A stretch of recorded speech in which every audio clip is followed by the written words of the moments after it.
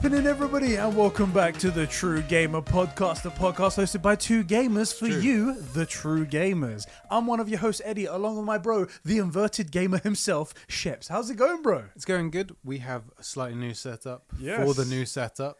For the new year as well. This is the first episode of the new year, isn't that right? It's the first episode. Everything's new except for the two mofos you're seeing right here. It's true, except... I mean, I am literally coming back after having the plague. Exactly, you had the plague. I did have the plague, which we was... didn't actually tell anybody that, did we? I'm kind of private when it comes to stuff like that, except then suddenly we come to a podcast and I'll talk about it. Yeah. I just would never bring it up.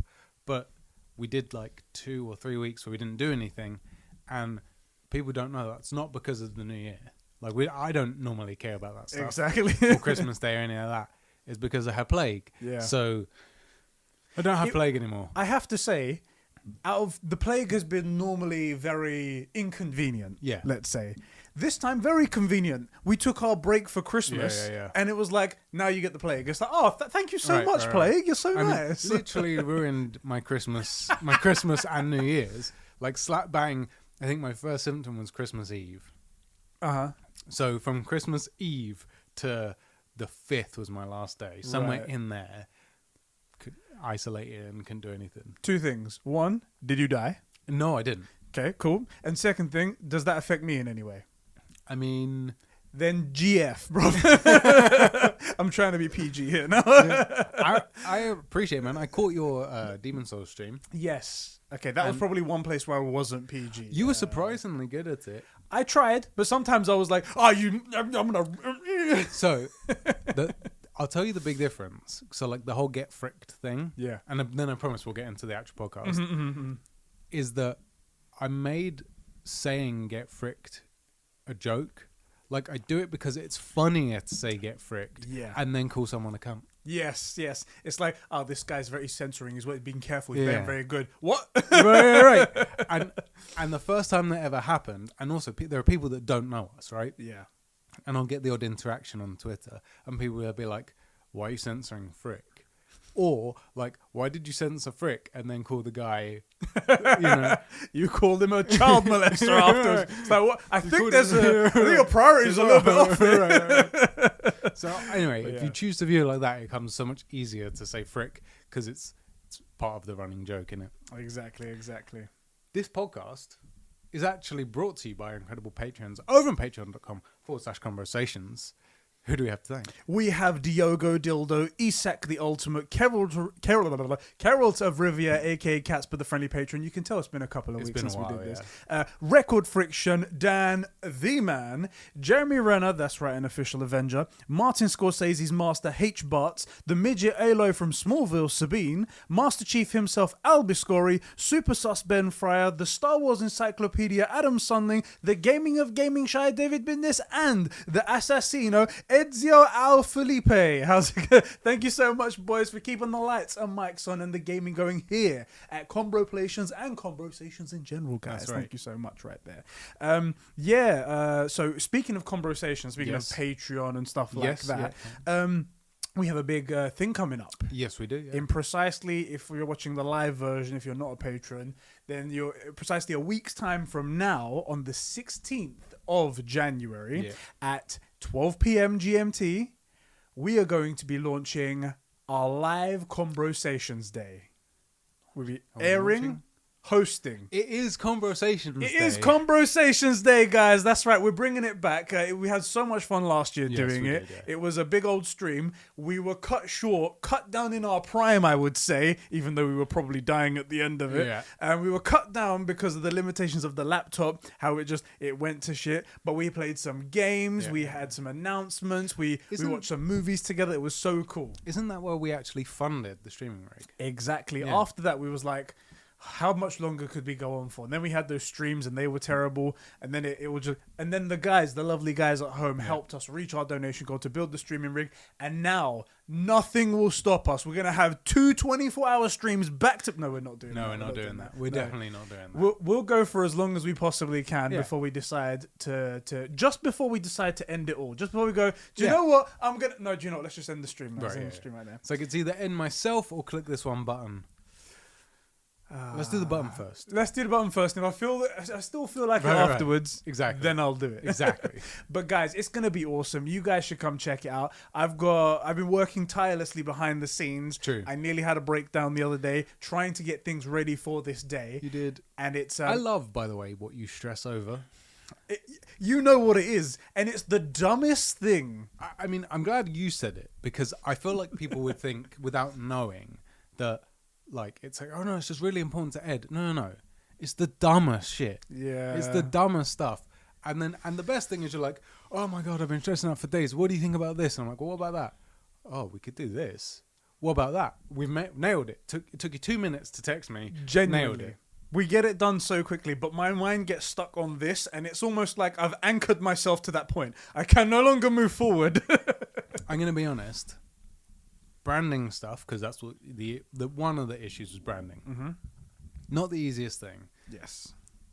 I'm naturally fairly good at it. Mm-hmm. The two of us combined, genuinely, masters at it. I wouldn't have said that before yesterday, let's say, but we've had so many good moments. You just hit it And out we of were the just park like, every time. Done. Sorted. And like, I'm okay. Conbrosations by itself was a fucking genius, and mate. you can stick any other word in there. And Exactly. it will fit. And like, I'm okay. You're okay. Yeah. Together, genuinely, I don't think it's ever taken us more than 10 minutes to figure out something totally worth doing. No. Ever. No. Anyway, that's coming up, guys. Check it out. It's going to be on the main Conbrosations channel. We're going to be streaming it there. All those big announcements, plus a bunch of little things on the side that you're going to love. Yep. And we're going to be playing a lot of games. I prepared about 4 games that we can all play together. God. It's going to be so much fun. Okay. I've already bought some alcohol for this event as well, so things could get messy. I have to drive home afterwards. You're not driving anywhere. You're staying here. You can sleep next to Isla. I have work early the next day. Don't care. You're Wait, not what doing day? Is it Saturday or Sunday? Saturday. I may be okay. I thought you was going to say, no, I have work on that day. Oh, God. So, all right, we'll see how it goes. Basically, We'll work it out. Basically, these things are genuinely a great time. They're so much fun. And a lot of community stuff in there as well. So a lot of you guys get to join in and stuff like that. and we've got a few, like, announcements. Announcements is the right word, yeah. If I had longer sleeves, I would have been like, something up my sleeve to show you. Oh, I see. Something up my... No. Something up my sleeve to show you here. Yeah, there's a lot of cool little things you're going to be interested in. So you guys should be there for that. Yeah. Well, I think everybody knows all about that and it's good enough. What have you been up to, bro? What have you been playing? What's been going on in your life other than suffering with the plague? So other than suffering with the plague, which, just one quick note on that. Yeah. From my own personal experiences of the plague and the flu, I'll do the plague back to back 2 more times. Yeah. 3 more times. If someone's like, you're going to get sick again, it's going to be the flu once or this 5 more times, I'll take this. Yeah. Oh, my days. That's the thing. We're not trying to downplay anything, but My experience as a of it- person who's fully stable and an able-bodied person and whatnot, not have the history of any bad things in the past, Yeah. it's not that bad. You saying, Yeah, right? don't get me wrong, it's not fun. Yeah, it wasn't fun. And my chick lost her sense of smell and taste. Really? Which sucks. Yeah. I mean, it's more inconvenient than anything, right? I mean, it makes other acts. Let's not go into Right. that. Let's not go into that. Right. This isn't the Conbrosations podcast. That's true. So don't get me wrong, it's bad. Yeah. My experience of it, I don't see what the big deal is, but I'm not in the demographic that's suffering from it. So plague, no fun, but I've had much worse stuff. Like the flu is way worse for me. So I had that, and that also cut down my gaming and stuff. So I bet you're probably feeling groggy and stuff like that. yeah, I didn't really. Also, I have this weird eye thing, which I don't know if I've ever told you about that. No. I don't really like. I'll get into it, but it's going to take like 10 minutes to explain the whole thing. I was gonna say, like you said in the beginning, you're fairly not personal, but like you just don't come out with things like that. Right? Yeah. Right. Maybe should I? If it's a big thing, we'll save it for another time, maybe on another, where It's we're all not talking about like my penis and being wrong and stuff like that, you know. It's not major, but Okay. it's an inconvenience to me. Right. But to lay out why it happens to me, I have to go back to when it first happened, and it's a short story. I don't know. Right. It's not interesting. What did you do? Any gaming? Did do a bit, yeah. Okay, what was you playing? So I put probably another 5 to 10 hours on Cyberpunk, which if you think about in 2 weeks, it's almost nothing, right? Exactly. But you was dying, so we forgive you. Exactly. Your gamer card is still there. Yes. So I put maybe 5 or 10 hours on Cyberpunk, fully romanced Pan Am, which Pan Am, oh my God. Yeah. Oh my god. The thing is that I mean, even Johnny knows. Have you seen those memes? Yes. Yeah. Yes. I don't know. Everything's on purpose. Whenever it's in a video game or even like in anime or cartoons, wherever it might be, everything's on purpose, right? And especially those, because you wouldn't in a movie you might accidentally hit on a really good angle or something. Yes. For a game or an anime, like you have to physically decide to make it that way. Yes. Right. Panam's outfit underneath her, like her top that goes into her jeans. Is that like a thong one piece? I don't know, but I'm in love with it. It's just beautiful. And her, yeah. Thank you, CDPR, for doing that. Yes, absolutely. It's beautiful. So you romanced Panam fully, and was it everything you hoped it would be, dreamed it would be? It was really weird. I don't want to tell you because I assume you're going to play again, and presumably you'll romance her, right? Going to go for male this time, see if I can get her. Right. I think I might do a gay dude, because I know you've romanced Judy, right? Yes, I have. And I feel like we're basically the same guy, so functionally there's no point me doing the Judy romance. True, we don't learn anything extra from it, right? Right, exactly. And we know she's romanceable. I actually am not sure who the male... Good point, actually, because I guess we've been focused on... the girl romances. Yeah. I mean, we know about River Ward. I know River is romanceable, although I assumed he was the gay romance. And apparently he's not. Because so okay, I'm going to lay out for you. I actually put out this tweet while I was suffering from the plague that the gay romance was totally phoned in because I'm playing a male V. And what had happened was I romanced Panam, and you go through all this stuff to finally get Panam to like trust you enough, and you've built up this relationship and stuff, right? And then you do it, which is a very weird scene. It's great. Yeah. It's really weird. It's really great. It's so strange. It's the worst thing is it's a bit underwhelming from like a sex scene kind of thing. But it's I don't know, man. It was cool. Okay, good. And it was kind of Jaeger Pilot-esque. It was weird. Right. Okay. Gotta check it out. Definitely romance. It's totally worth doing. And then I went and did some of River's quest lines, right? And you eventually, I think it's like his nephew's been kidnapped or something like that. Yeah. And he's asking you for help because you're a merc. Of course. So you help. And eventually you go through the whole thing. I presume he can't die. From the way the quest went, it didn't seem like you could get there and he was dead. But I'm sure, maybe. In my one, we rescued the kid. And you climb up to the top of this water tower thing and you're just hanging out drinking and stuff. And one of the text options was kiss. Right. And I'm like, that is phoned in.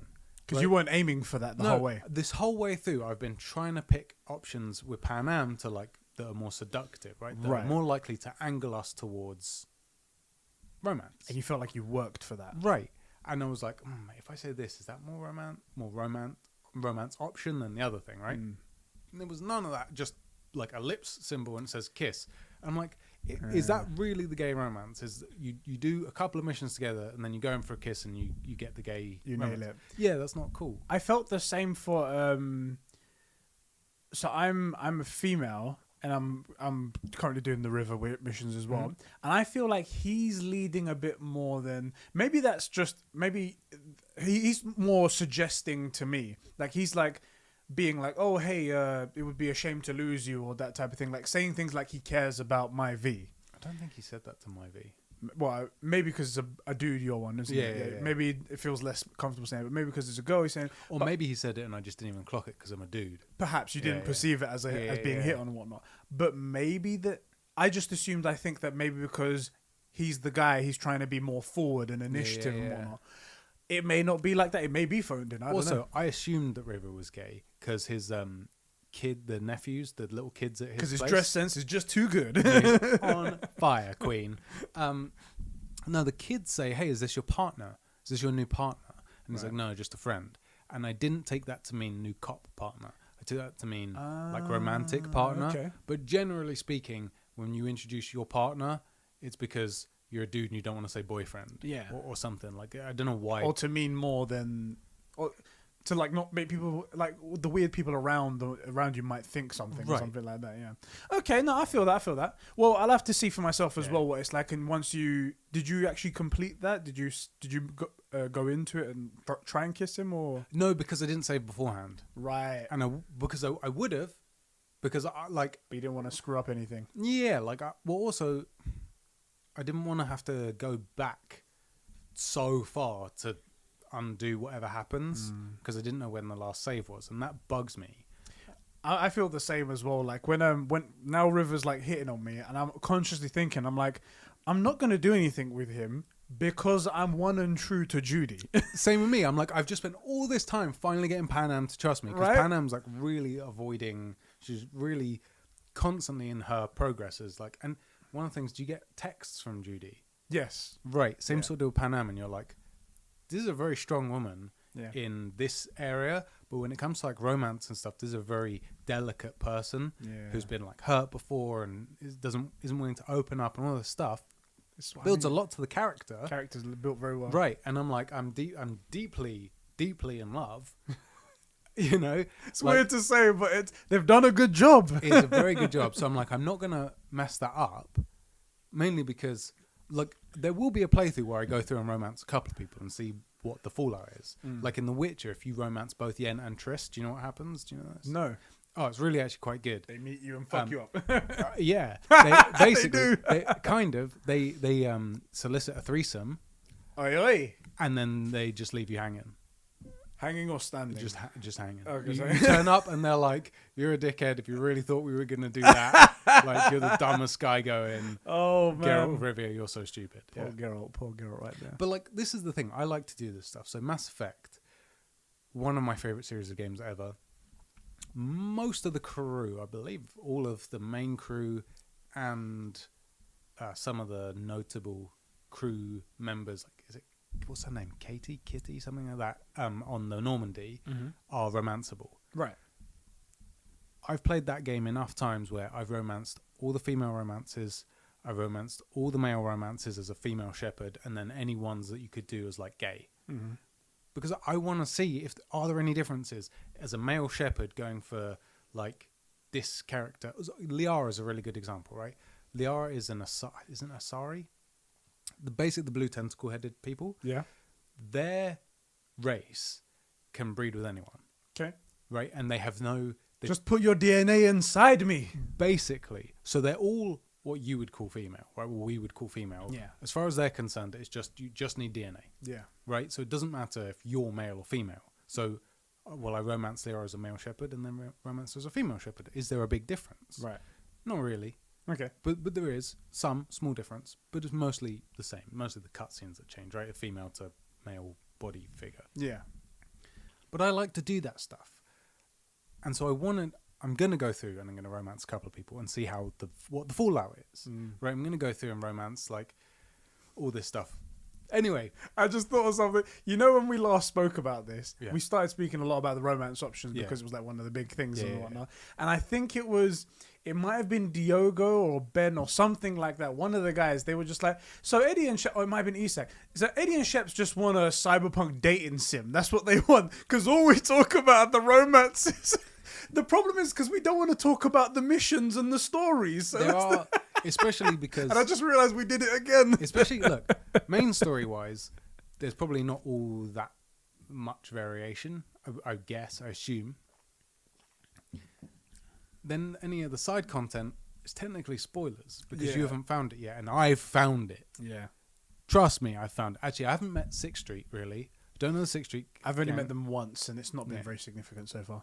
So far, I haven't played the whole thing. I haven't finished it. I do know though, and this really hurts me. Okay. I tweeted it out, and my heart is actually broken into pieces. Okay. I've locked myself out of the platinum trophy. What? There was one mission, and so the way I work is that whenever I want to get a platinum for a game, I go out just before I start the game. I look up the guide.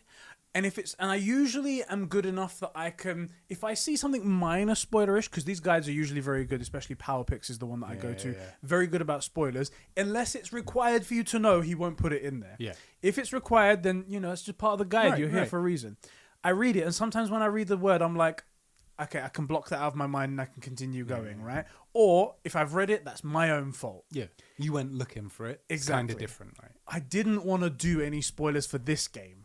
So I gave like a cursory read, and I think I got close to something, and I was like, you know what, I don't want to read anymore. Yeah. And I got about halfway through of the game, where I think I'm getting closest to the end, and I was like, maybe now I can look up the guide, because I should have passed all the spoiler stuff by now. And I look through, and it's like, when you get to so-and-so mission, bold red text, it says, do not under any circumstances do this. And I'm like, that was the thing you did, didn't it? I think I did that. That was the thing you did. I look in the mission list. What is the thing? Genuine curiosity. It's saving a person. It's actually the opposite way around. I said it the wrong way around. I was supposed to save someone and I didn't. So that person isn't in the ending, so I can't get one of the endings. Okay. And I'm like... And for me now, I'm looking at the game and I'm just like... I'm genuinely... So I don't care. I'm not interested. I'm going to put 5 times the amount of time needed to platinum this game into the game. I'm not platinuming it. Yeah. I don't care. But... I'm curious to find out who you're... I can tell you afterwards. Yeah, I want to know. But I was so angry. I was like, oh my God, I can't believe I did that. And that's the thing. Yeah. The thing is, because it's one trophy, the next time I play through, I don't need to worry about all the other trophies. Yeah. I just need to focus on this one. Yeah. So it's fine. I'm going to do it. But it would have been nice to just play it all on the first go and go, platinum bitches, that's right. There's a lot of really interesting stuff that's actually in this game. I'm so pissed about that. I'm just so angry. Yeah, you should be, especially about this, because of course this is a gaming podcast. This is, and the True Game Podcast is actually brought to you thanks to cyberbullying. The fine and distinguished people over at patreon.com/conversations at the $5 tier specifically made this podcast happen. You know, they said, if you don't do this, if you don't take our money, then you're just YouTube shills. Yep. And you need to take this money or else... and we put up our hands. We was like, okay, we just don't want no violence. Yeah, we'll do it. We'll do it for you. And then they just shoved it in our panties, and we were like, okay, there we go. Wiping away the tears. Is that how it goes? Those people who almost sexually assaulted us. I mean, I'm going to come out and say they did. They did. I feel attacked sexually.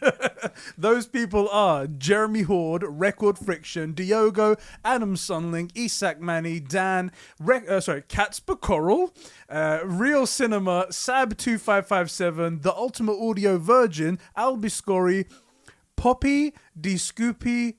No, Poppy, de Scoop Scoop Diddy, Whoop Whoop, de Scoop de Poop.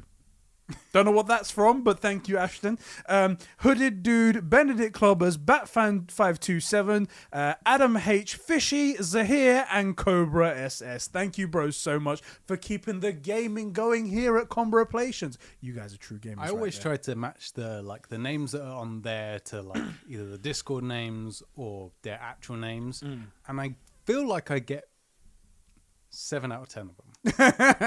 Most of the time. The ones that don't change too much. Yeah. But the rest, I just have no idea. If I hadn't said Ashton, would you have guessed the Absolutely never once. The thing that I like is, so for the Super Bros, we come up with names for these people and whatnot, just like a little added thing and whatnot. For this one, I read whatever they've put down. So they have ultimate chance to frick with me in this sort of situation. And some people do, as you've seen right there. Yeah, some people do. I know that some fine distinguished gentlemen for the As Always podcast, they'll put, Conbrosations is the finest podcast. Exactly. Content creators out there. Shout out to Dave Bindus, you're a legend. That's right. He gets them to read it out, and sometimes he catches them off guard, and sometimes As Always is objectively worse than better than Conbrosations. Good. Anyway, thank you guys so much for supporting us. You guys are all leg ends, and this is True Game Podcast. So to finally wrap this up, yes, I played a bit of Cyberpunk, and I don't know what. Oh, because we were going to play some Legends. Yep. I loaded up Ghost of Tsushima onto the PS5, which, my God, is that quick. 20 minutes for the whole thing. Yeah, just insane. Don't get me wrong. Look, I know it's next gen, and I know that game in particular is like a masterpiece of optimization. Oh, that is perfect. It needs to go down in history. Yeah, really should. But damn, is it fast? Yeah. And I'm like, cool. I'll jump on Legends with Ed. When's that? It's like 2 hours away. All right. Well, I mean, oh no, my save files aren't on here because it's on my PS4. I mean, I could just start it. Yeah. Again. It's not New Game Plus, which I'd been meaning to play New Game Plus, but just start a game, kill some time. Anyway, until you text me saying, yo, I'm on, I was jamming. So I guess I'm playing Ghost of Tsushima again. You're playing Ghost of Tsushima again. No one could. And something you said as well, just before we started recording, you were like, I wish I'd said that for Game of the Year because I keep wanting to change it. It's good. It's great. Look, I'm going to be upfront. Yeah. 2020, I gave it to to The Last of Us 2. Mm. And I don't think that was wrong. Mm-hmm. But I wouldn't have just like willy-nilly started The Last of Us 2 again. That's what we kept saying, right? It's one of those games where you can't just pick up again. You can't. But Ghost, you could easily do that. I'm enjoying it. Yeah. I've been playing on stream. I've been playing Demon Souls. Yeah. Loving that so much right now. It's such a fun game, especially because I'm the kind of guy that likes punishing games and stuff like that. So it's very much up my alley. It's very good that you are wired that way. Mm-hmm. So a while ago, because I swear this is about you, but just as like comparison, we play games differently. We do. I've played a lot of side content in Cyberpunk to the point where like I think a lot of people think it's as a joke or I'm being. I would always like to check out side content. It's not a bit. It's not like we're doing it for whatever meme whatnot. It's a thing. I think I'm 35 hours in. And 2 hours into the story. About that, yeah. Like I remember messaging you. I was like, "Did you play this side mission?" He's like, "Bro, who do you think I am?" Yeah, like, are you kidding? Of course, I played that side mission. But on the other side of those things, I hope the camera can see it. There's like a BB unit. Yeah. In Cyberpunk. Yeah. Of course, I found it. Found it before me, and I was like, "Of course, I found it." I had the game. How long before you? Couple days, day. And it was actually yeah. And also, like, I didn't have the chance to play it for the 4 days after I got it anyway. Yeah. And I took days off to play this thing and whatnot. Right. Like, of course I found it. And I didn't know it was in there. I look at everything. Yeah. Although I don't read a lot of the stuff. Like, there's a lot of that stuff. Like, the cyber psychosis. Yeah, the shards. I would have read them. I started reading them, but there's too many. There are a lot. Yeah. There are a lot. And a few of them are just like, why is this in the game? Yeah. It doesn't world build. It's just fluff. There was one, apparently, there's a Terminator reference somewhere. Oh, cool. And it's it's not just a shard, it's more than that. Right. I'm not going to say any more, but there is that in there. And I found it and I was like, okay, I'm going to read the shard on this one. Yeah, that's cool. Oh, that's cool. That's cool right there. That's cool. Yeah. So we play things differently. Yes. And you're glad that I like these kind of punishing games. So because someone's got to play them for the channel. I can't remember what game it was. It was one of the Call of Duties. I was playing through the campaign for some reason on stream. Yeah. We only did a couple episodes.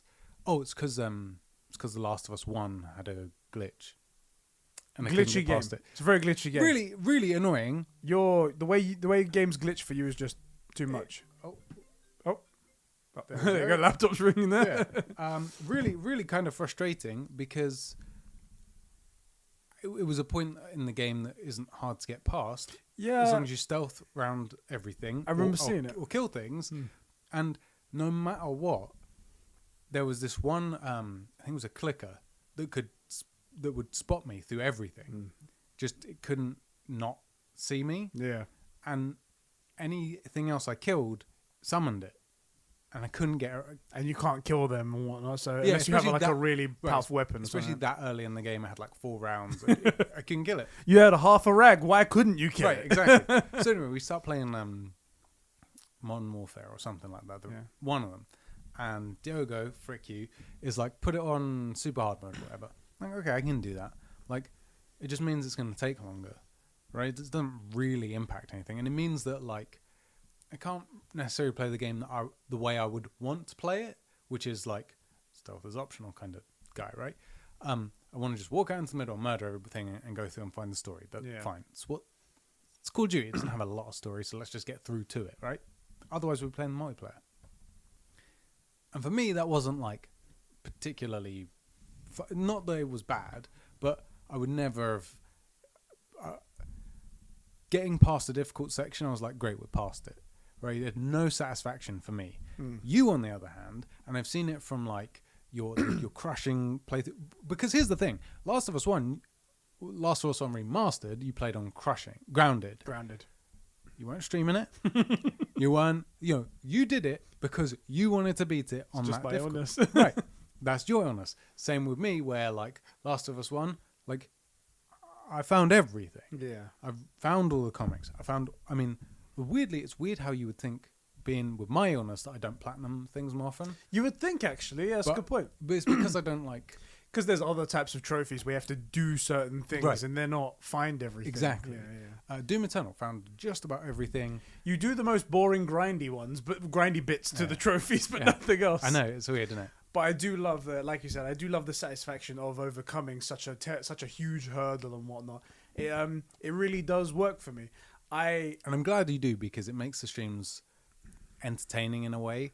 Because, well, here's the thing. Well, does it make it entertaining for everyone? Some people like seeing me succeed. Other people, Adam Sunling, cough, cough, cough. He's just there. He's completely silent for the whole stream. I'm like, is he even there? And then suddenly when I die, glitch 127. Yeah. And I'm like, you don't say anything. He's and just oh, he's watching. He's watching, but the only thing is like, yep, you died again. Yeah. You died again, Eddie. Oh, Eddie, you died again. A new cut. Let me just rub some salt in the wound. I'm just like, Adam, every now and again say, hey, how's it going? All the way down. Oh, that's it. Yeah, there you go. All he's there is just to make me feel extra shit. I love it, though. I love it. I love it. I respect it. Yeah. The thing is... Oh my God. The plague! It's back! I'm back. I swear. Nope. Okay, we're good. You take a swig? Yeah, I needed it. Yeah, done. Technical difficulties in Conbrosations. What? You're quite animated when you get past those scenes. For me, I'm quite a chill guy, right? Yeah, I did it. Yeah, I'm like, huh, cool, we're done. Like, next bit, right? You're like, that's I fucking did it. That's right, look at my balls. Right. And I have to say, watching you beat bosses that are particularly difficult and finally getting them is actually really kind of satisfying. Especially Demon Souls, because it has that... like everyone, when you can see the health bar going down and you know what the slashes are, and you've been with this person for the past hour to watch these like slashes and then fails and what works and what doesn't work, it's almost like when it gets to the end, you're like, he's too...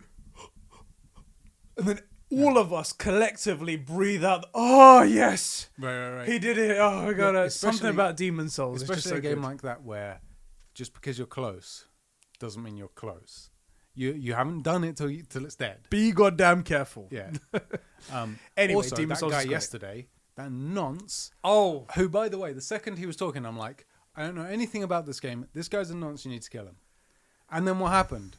He did his noncery.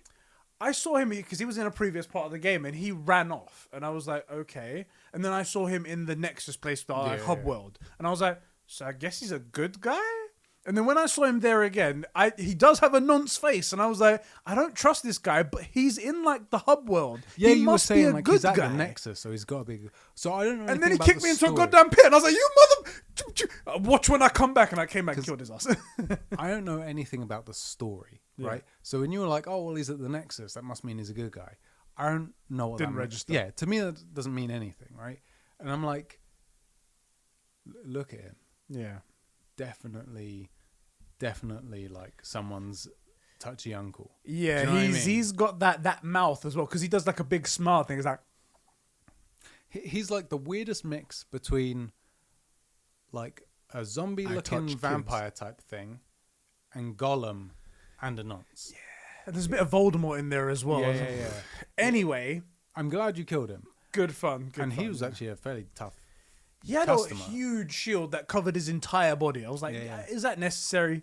Anyway, I'm playing Demon Souls. Good fun. Enjoying the crap out of it. It's actually really, especially when you break it down. And one day we'll have to do like a discussion about it as well in like a podcast. I'll have to watch like a 1 hour Demon Souls Explained video or something, you know? And I think it'll be quite good fun. I think it'll be quite good fun.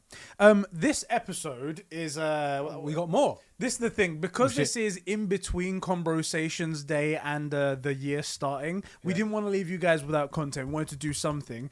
But we didn't want to... it's not going to be like a usual episode. This is going to be more conversational, as you guys have seen already and whatnot. And we are going to be talking about, because it's the first episode of the year, our most anticipated games of 2021. We have some teasers and some pretty big names already lined up. Behind you as well, 2 games I put on the monitors over there. And I've also asked the guys in our Discord server to also write in and tell us what they're most excited for. And damn, there's a lot of games that have already been announced that we're expecting, which is quite unheard of for gaming. Normally, we don't know about a lot of these games yet. So the other day, you were like, we're going to talk about this. Yep. It's like we like to keep things fairly free flow. Yes. Right? So you're like, this is a topic that we're going to talk about. The question is, what is this? And that's it. And we don't talk about we don't talk about it until like now. We get to it. And I did this, which was, I Googled what's coming out in 2021 because I know there's more than you can remember off the top of your head. Yeah. There's probably 10 that I'm actually interested in. Exactly. There's like 50 that are coming out and 10 of them that you're like, these ones I'm guaranteed playing. Yeah. And then there's probably going to be little ones that come up or some of them that you didn't realize were as big as you thought they were going to be. Right. And then it's going to end up being 20 and you're like, that's more than one a month. On the plus side, you're not going to see any movies by the looks of how this year's starting, so... Mate, do you know what someone said to me the other day? They said, this virus doesn't seem to be going away anywhere. Yeah. It's probably going to be for 2021 as well. I was like, we've essentially lost 2 years of our lives. Yeah. People, this person was young, and I was like, when you're young, life isn't really that important. When you're old, if you lose 2 years of your life, I'm not getting any younger, bruv. You know what I'm saying? In fairness, because I don't know who this person you were talking with was, but like, look, when you're 15, 2 years, it's almost 10% of your life. Yeah, in comparison to what you've done. Right. However, at 15, you have a lot more sunsets ahead of you than sun rises ahead of you than sunsets behind you. You know? Although so do we. Yeah. But at like 30, 2 years wasted is a lot more. Exactly. If you're 18 and you go on a 2-year backpacking trip or something, no one bats an eyelid. If you do it at 30, like, haven't you got like a life? Right. Yeah. Anyway, so let's talk about some games that are coming out. So we'll start off first of all putting like one game out each, and then we'll read some what people have been talking about in the Discord server. Then we'll maybe put another one out or something like that, and we'll keep it free flow like we said before. Pick one game for me that you're excited for 2021. Simply because I genuinely do not believe God of War's coming. Ratchet and Clank. Yeah, okay, all right. Fair point, all right. Ratchet and Clank, we've said as well how it looks fantastic. It's a next-gen exclusive as well. First real next-gen exclusive. Yeah. Not coming to previous generation, not coming to the PS4 or the Xbox One. Mm-hmm. It's only coming out on the PS5. It's going to be the first game, other than like Astro's Playroom, that has been made specifically for the PS5, where it's going to make the absolute best use of the new memory, of the new architecture. It's going to be entirely integrated with the DS5, with the brand new audio, which, by the way, I haven't played a ton with the audio and a ton of like only PlayStation games. The closest I got was the Ghost of Tsushima, really, and Astros. And Astros, I feel like, the audio's good, but it's not a masterpiece. Yeah. It's not meant to be. It's going to be the first game where I'm like, okay, this is exactly how the audio is meant to be. This is exactly what those 1071 or whatever it is directions of audio are supposed to sound like. Yeah. This is exactly how this memory is supposed to work. This is exactly how this game is supposed to be. So that's one of the reasons I'm really looking forward to it, because it's going to be the first game that ever actually fully flexes the muscles. Yeah, like stretches the legs of the PS5. Because so far we haven't had. Don't get me wrong, Cyberpunk's great, I think. Yeah. Ghost of Tsushima's great, but it's not made to like warm the PS5 up. It just is a game that I can play on my PS5. So I'm really looking forward to it. Plus I love Ratchet and Clank. By the way, PS Plus collection, which incredible value for money. Yeah. Seriously, check out those games. Kind of funny. I had played that. There's a Ratchet and Clank game on there. I had played it before. I wasn't sure which game it was. And I love that Ratchet and Clank games are like this. It's the game of the movie of the game. So yeah. Wait. Yeah. Hold on. So there was an original game that they'd adapted into a movie. The Ratchet and Clank games spawned a movie about Ratchet and Clank. Right. And this is the game of that movie. And it's also, the movie's quite good. This is the thing that I hope happens with Sonic. And they're fully, they just lean into it. They're like, wait, doesn't that get confusing? And they're like, no, only if you're confused by it. Only if you get confused by it, right? That's what I'm hoping happens with Sonic. That Sonic is so beloved, everyone loves it and whatnot, but it's so old that not many people really talk about it that much unless you're really talking about retro games. But then the movie, I hope that invigorates so much more that they make a game based on the movie, and then we just go back in a circle. Look, someone needs to ask, what is the life expectancy of a hedgehog? Yes. You know, like just throw it in there, like maybe as a background thing. That if you catch it, like the 5th time you watch the movie or play the game, like how long do hedgehogs even live for? You know, something like that. Yeah. What about you? I don't want to go for the obvious one straight away. Of course. Do you know what I'm gonna say? I'm gonna go for it. God of War is coming this year. That's no way. The thing. There's no way. See, I'm semi in your camp. I was a lot more with you until quite recently, where I'm just like, they've had ample opportunity to tell us, okay, guys, 2021 was a bit ambitious. Yeah. It's coming out 2022. That's all they need to say. And no one forced them as well to say 2021 when they announced that. But they said it. No one was holding a gun to them. We didn't even expect God of War. No, yeah. We could have, when they did the announcements, we were like, okay, we're going to buy the PS5 for probably the 2023. Next...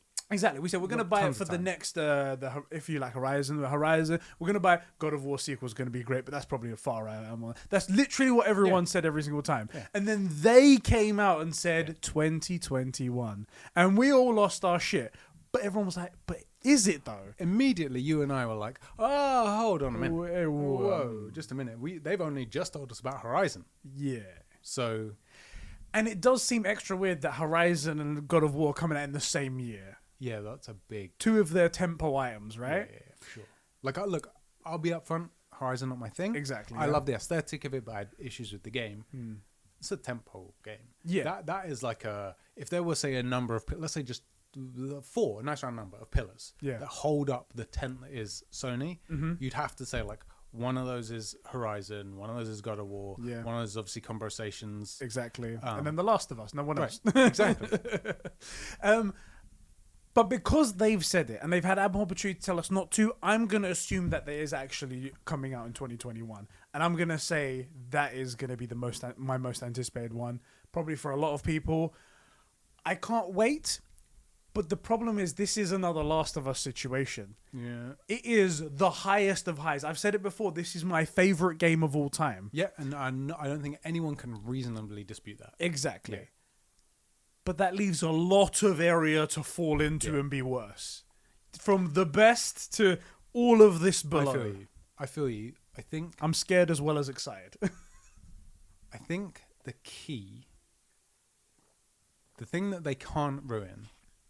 that they have to get is the Kratos relationship, right? That's the thing they have to get. And that's, for me, so like The Last of Us, I watched you stream like the first 3 hours or something, right? Yeah. And when you got to the museum scene with Joel and Ellie, I saw like maybe 5 minutes of that and I'm like, okay, the thing I was invested in, Joel and Ellie, that is 100% intact. Like, and it may go in a direction that I don't like, which it turns out I did. Yeah. Like with their whole relationship falling apart and building back and all that stuff. But they understand the relationship. They get it. Yeah. They didn't mess that up. That's the thing I'm involved in. I don't care about the zombies and the infected and all that shit. Don't care. Care about Ellie and Joel. Yeah. They got that right. I'll play the game. So I'm sold on that now. Exactly. And I think that you and I, and a lot of people, will give God of War a lot of leeway on like how good the story is. Like, how good is the villain and what are they doing, right? Like, the last thing we see at the end of God of War is Thor. It's like a boot arrives in thunder. And lightning, right? It's actually behind you where he lands down and then afterwards he pulls his jacket behind. You see Thor's hammer. You see Mjolnir. You're like, oh, that's right. That's it. Yeah, oh! Hype. Because you just murdered his sons. Yeah, exactly. Right? So there's a lot you can do with that, right? Yeah. Either we stay in like the Viking land area and are running away from Thor, or trying to get somewhere else, or like reasonably. And this was the idea I pitched. I don't know anything about... I don't think anyone does, but the pitch was that Kratos is fleeing, right? He is trying to get Atreus away from this guy that, like, end of the day, Kratos is going to kill Thor. Yeah. But Thor's not an easy fight, right? Same with Zeus. Like, he kills Zeus. Zeus ain't an easy fight. Yeah. It's Zeus. There's going to be some stretching before, maybe some pre-workout you warm stuff. up. Yeah. So 2 scoops of pre-workout, maybe you take 3.5, right? Recommended 2. Shit, I better bump that shit up to 4. Right. So this ain't no little fight. This ain't no street fight. But like, look, if they stay in the Nordic area, fine. If they flee to frickin' Egypt and end up having to beef up to different gods while Thor's on their tail, fine. What's the thing that has to remain intact? That storyline. Yeah, I agree with that. It has to be that. And I feel like they've got the formula down good enough that I think they can keep that on one. And I think Cory Barlog, whoever's going to be helping out on one, I think they all understand that. That's why I feel like it's going to be great and my hype levels are set appropriately. I think you're right. But I am still just scared because I'm looking at the chasm beneath the greatest game I've ever played. Yeah, no, I totally... I totally feel a drop. That's a drop totally right there. So it could easily fall there. It's like going, when we were looking at Cyberpunk when it was going to come out and the reviews were coming out, it was like, where's it going to land? Is it going to be high 90s? Is it going to be something like that? And then we saw, I think it was Demon's Souls is a 95 or something like that on Metacritic. We're like, it might not be the best because there's only 5 points above it. It could be anywhere below that. Yeah. It's like that. Yeah. Also, in fairness, so that's actually a really good point that you bring up. Demon's Souls got 95. Yeah. Forget that it's a remaster and any of that stuff. Yeah. Like for you, it's your very first Demon's Souls game. Could have been brand new. Yeah. Doesn't matter to you, right? That is a totally different game. Like it's not appropriate to compare Demon's Souls and like Ratchet and Clank and Cyberpunk. Yeah. These games do not compare. It's not apples to oranges. No one plays the same for the same reasons. Yeah, it's not even apples to oranges. It's like apples to pizza. Yes, right? They're totally different. They're not even in the same league of things to compare with. So I can see that alone makes it difficult already. Yeah. I think they get that what they really have is not a very good game. It's an incredible story that happens to be wrapped in a good game. Yeah. Because I would say, like, about God of War, as a game, it's not too dissimilar from, like, a Spider-Man. Yeah. There's not... Don't get me wrong, it's very good. I think it's miles ahead of Miles. But like the mechanics of it, not all that much different, right? Like in Spider-Man, you pull enemies towards you. In God of War, you throw the axe, which the axe in itself, I cannot wait to feel that thing in the on the DS5. Oh yes, fine-tuned with all those haptics, and like the triggers, like throwing it, and then when it returns, like that's going to be something special. If only you can get a mod to add like an extra weight that could be thrown in the controller, just so when the thing flies back, the controller actually flies out of your hand. Like it just goes. Like, oh Jesus! Okay, I paid 60 I'm going to come out and Hold say, on a second. I reckon more than it's going to make it on the internet as a thing that people drop their controllers doing it. Because you know the run packs is going to run forward and run back. Yeah. I'd bet people. More people than little Jimmy, right? I think it's going to be... You're going to see on Reddit, I finally did the thing where I dropped the controller. I dropped the controller. Oh my God, this is so cool. Yeah, because the Leviathan. That would be really cool. That'd be really cool. I think that may well happen because people that haven't got a PS5 don't understand quite how well tuned those rumble packs, whatever they're doing in there, it feels right. I heard I was listening to a podcast. Okay. I'm not going to bait out these people who they are. It's not anymore that everyone knows and whatnot, but they one guy, he's a very big Xbox fan. Okay. And he was asked how does he like... I know who you're talking about, but... How does he like the PlayStation 5? And he said the worst part about it is the DualSense controller. No. And I was like... No. Say what again? And he tried to convince these people that are just normal gamers. Yeah. It's like, that is the best part about all of next gen.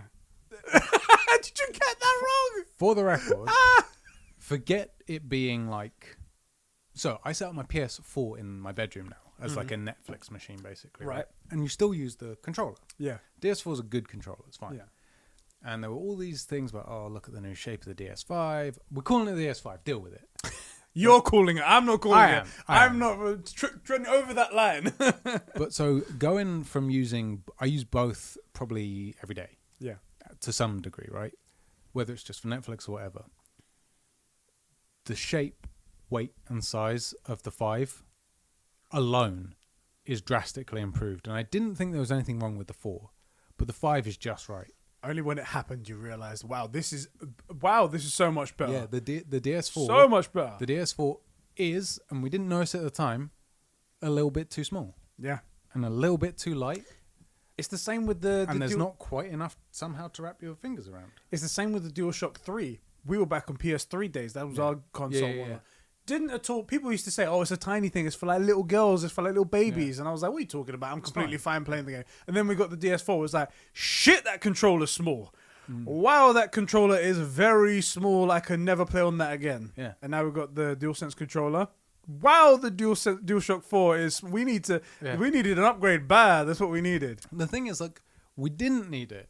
But we did. But we did. And now once we've got it, we're like, yeah, wow. Ain't no turning back. The controller is genuinely incredible. It's so much so actually that Xbox, they put out a survey. This is genuine 100% official. Xbox put out a survey asking people what is it about the DualSense controller, that they love, features that they love about the DualSense controller. So they're asking basically they can implement that into their controller. Yeah, of course they are, because they haven't changed controllers since the original Xbox. Exactly. And they mean it. And that should be to this person, not that you're watching, but to this person, it should be a sign to you that even Xbox themselves are conceding that they have failed in that department and their PlayStation have done it. I hate to rag on Xbox, but they really have failed quite badly this generation, right? It seems like they're going to go the same way as the Xbox One. Yeah. They haven't done anything to course correct. They had pull the eggs in the Game Pass basket, but the problem is people need to get to that, and they can't get to that because the hardware isn't good enough. Also, Game Pass, which we previously said it was a great service, it's actually not that great in comparison now to like the PS Plus collection. Yeah, because that's what it now has to go head to head with, and the difference is 70% of those games are games you either already went out and bought, or had been meaning to, or whatever. Or didn't even want to buy it, but hey, it's free, so I guess I'll play it. Right.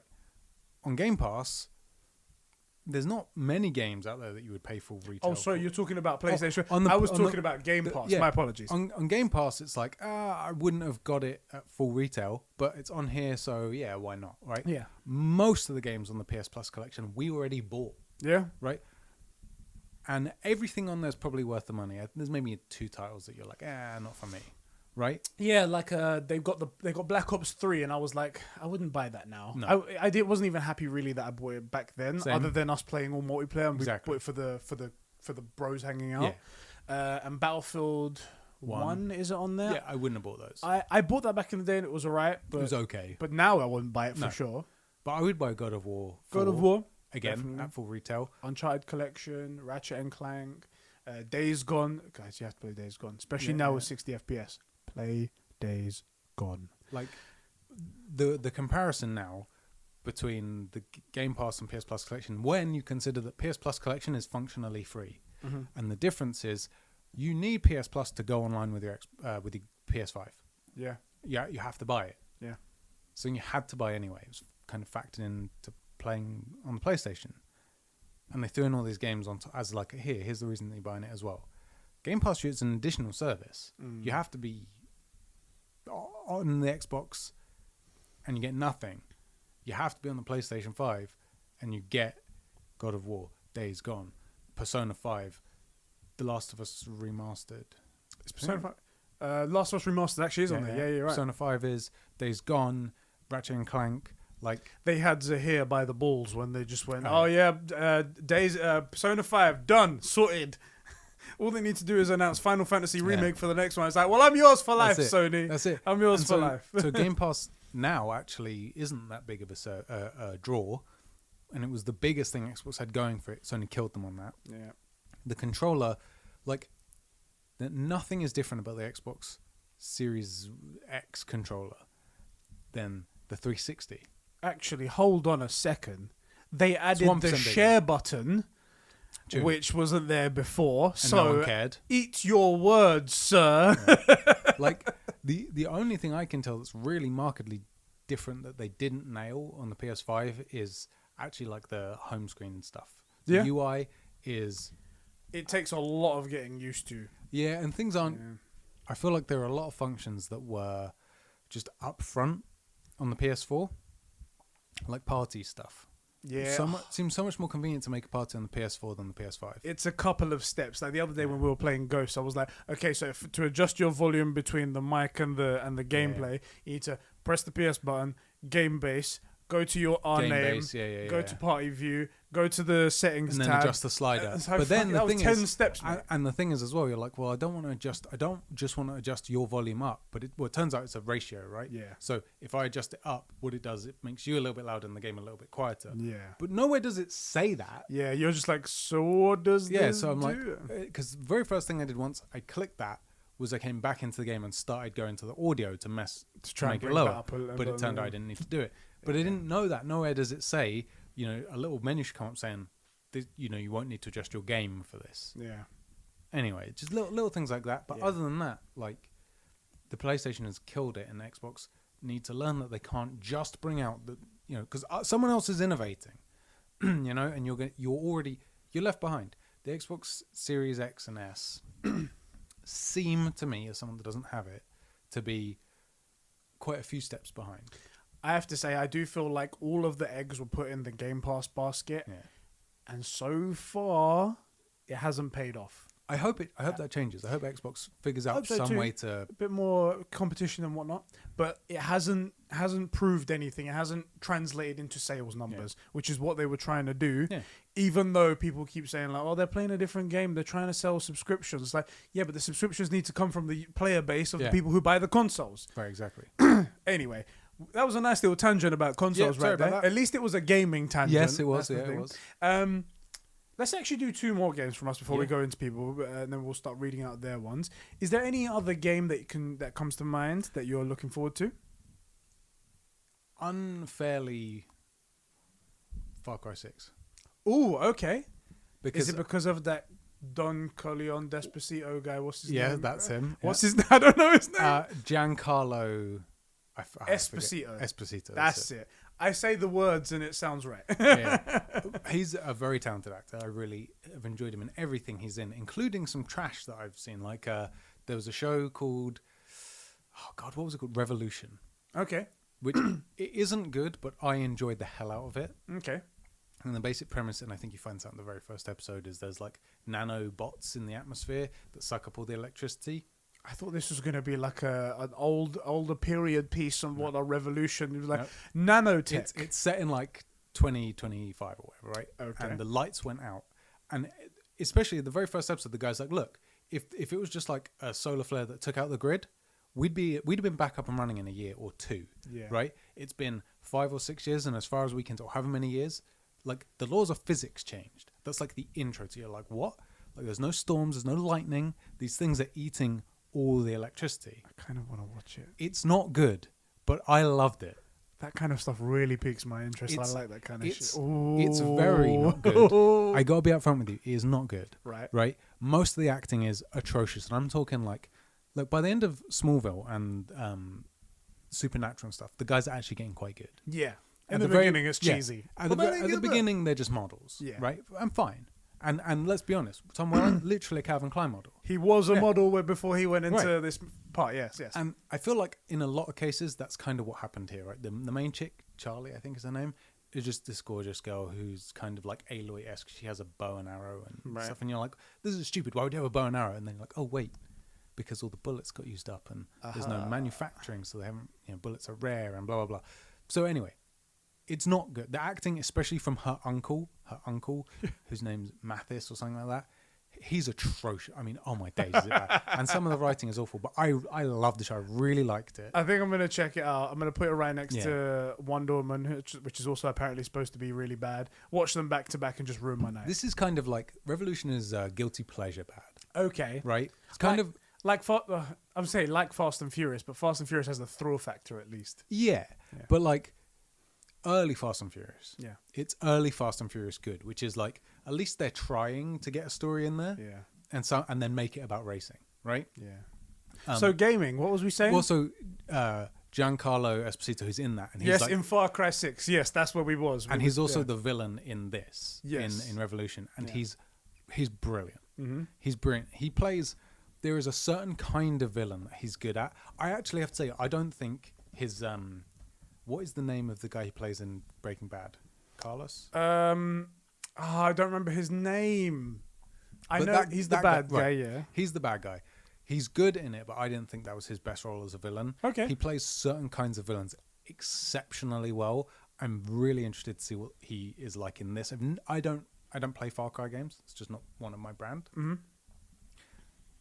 And because of a minute-long trailer, I am disproportionately excited for this game. All because of him, what he says to this kid, and this kid is apparently, there was some like fan theory that this kid is like the villain from 3 or 4. Yeah, because he has a scar or something. I heard that too. And I have no investment in that bad guy, but he's also the only other villain from a Far Cry series that I've been interested in. Yeah, and that was apparently the best one they made. So all because of this fan theory about a game that I don't care about, all because of this guy who's a villain, who I think is a great actor and saw for all of 1 minute. And because in this one still there's this thing, I don't know if you guys clock it, but in the picture that I'm looking at, there's one of them was wearing a red shirt and it puts horns above the kid's head. Yeah. And look, there's no reason why you should think, oh, those are red horns, but it totally is. And because of that, I'm like, I want to play this game. The fact that they've done that kind, if it's intentional, which I think it is, it looks a bit too not to be. That kind of thought has been put into it. Where it's like there must be something here. If they put that kind of thought into the artwork, imagine what they done to the game. Right, I get you. No investment in Far Cry. Yeah. Never played one before. Suddenly, really interested in it. I'm also really interested in the setting as well. It's set in Cuba, right? Yeah, it's something like Cuba. Yeah. Cuba's a really nice area and whatnot, especially what year is it? It's not like it's modern like day Cold War-y kind of thing. It's like it's like perfect peak Cuba, where like it's probably the 80s or something, but all the cars are from like the 50s and they have that gorgeous styling. Yeah. Plus it's Cuba, so it's like everyone's just drinking something. It's 50 and having miles a away. Right. It's 50 miles away from the bottom of Florida, right? So it's like crystal clear waters, gorgeous sun. weather. Oh, yes. Everybody's wearing perfect time. But then also like communist guerrilla murdering gangs. There was that as well, and in the trailer there was like a fucking civil war going on in the background and whatnot. And again, it just looked great. Yeah. So there. Far Cry 6 for me. What about you? This one's going to be a bit of a selfish one. Okay, I'm sure a lot of people aren't going to be interested in this. Okay. Although actually some people did write in. I did see on Discord. Hitman 3. Really? I'm interested in Hitman 3 for 2 reasons. One, Hitman has been getting slowly better over all the series that have come out. It's been getting slightly better and better. I played a few of the early games. They weren't good. It's because they've turned into something else. Okay. Now they're a bit more... Like, from the outside perspective, everyone thinks Hitman is a serious spy game with, like, where you take people out. Yeah. Actually not. It's actually hilarious and all about the jank and fun of it.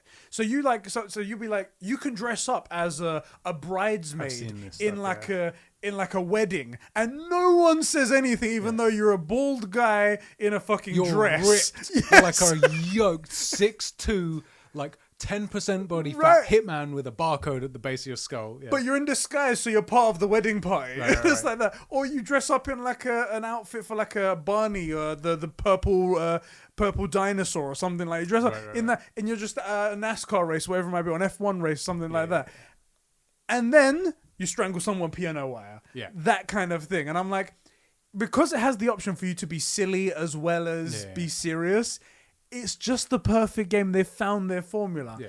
And the second reason why it's so, and this is the selfish part, is because they have a PlayStation VR portion of it. Okay. I've never played a Hitman game or any sort of spy game where you can like strangle someone with piano wire right in front of you, or like pull a gun out and just take someone out in the temple, maybe catch them. I don't know if that's going to be a mechanic or whatever, but catch them. Or I don't know, you might be able to get a sniper scope out and just go like that or whatever. Yeah.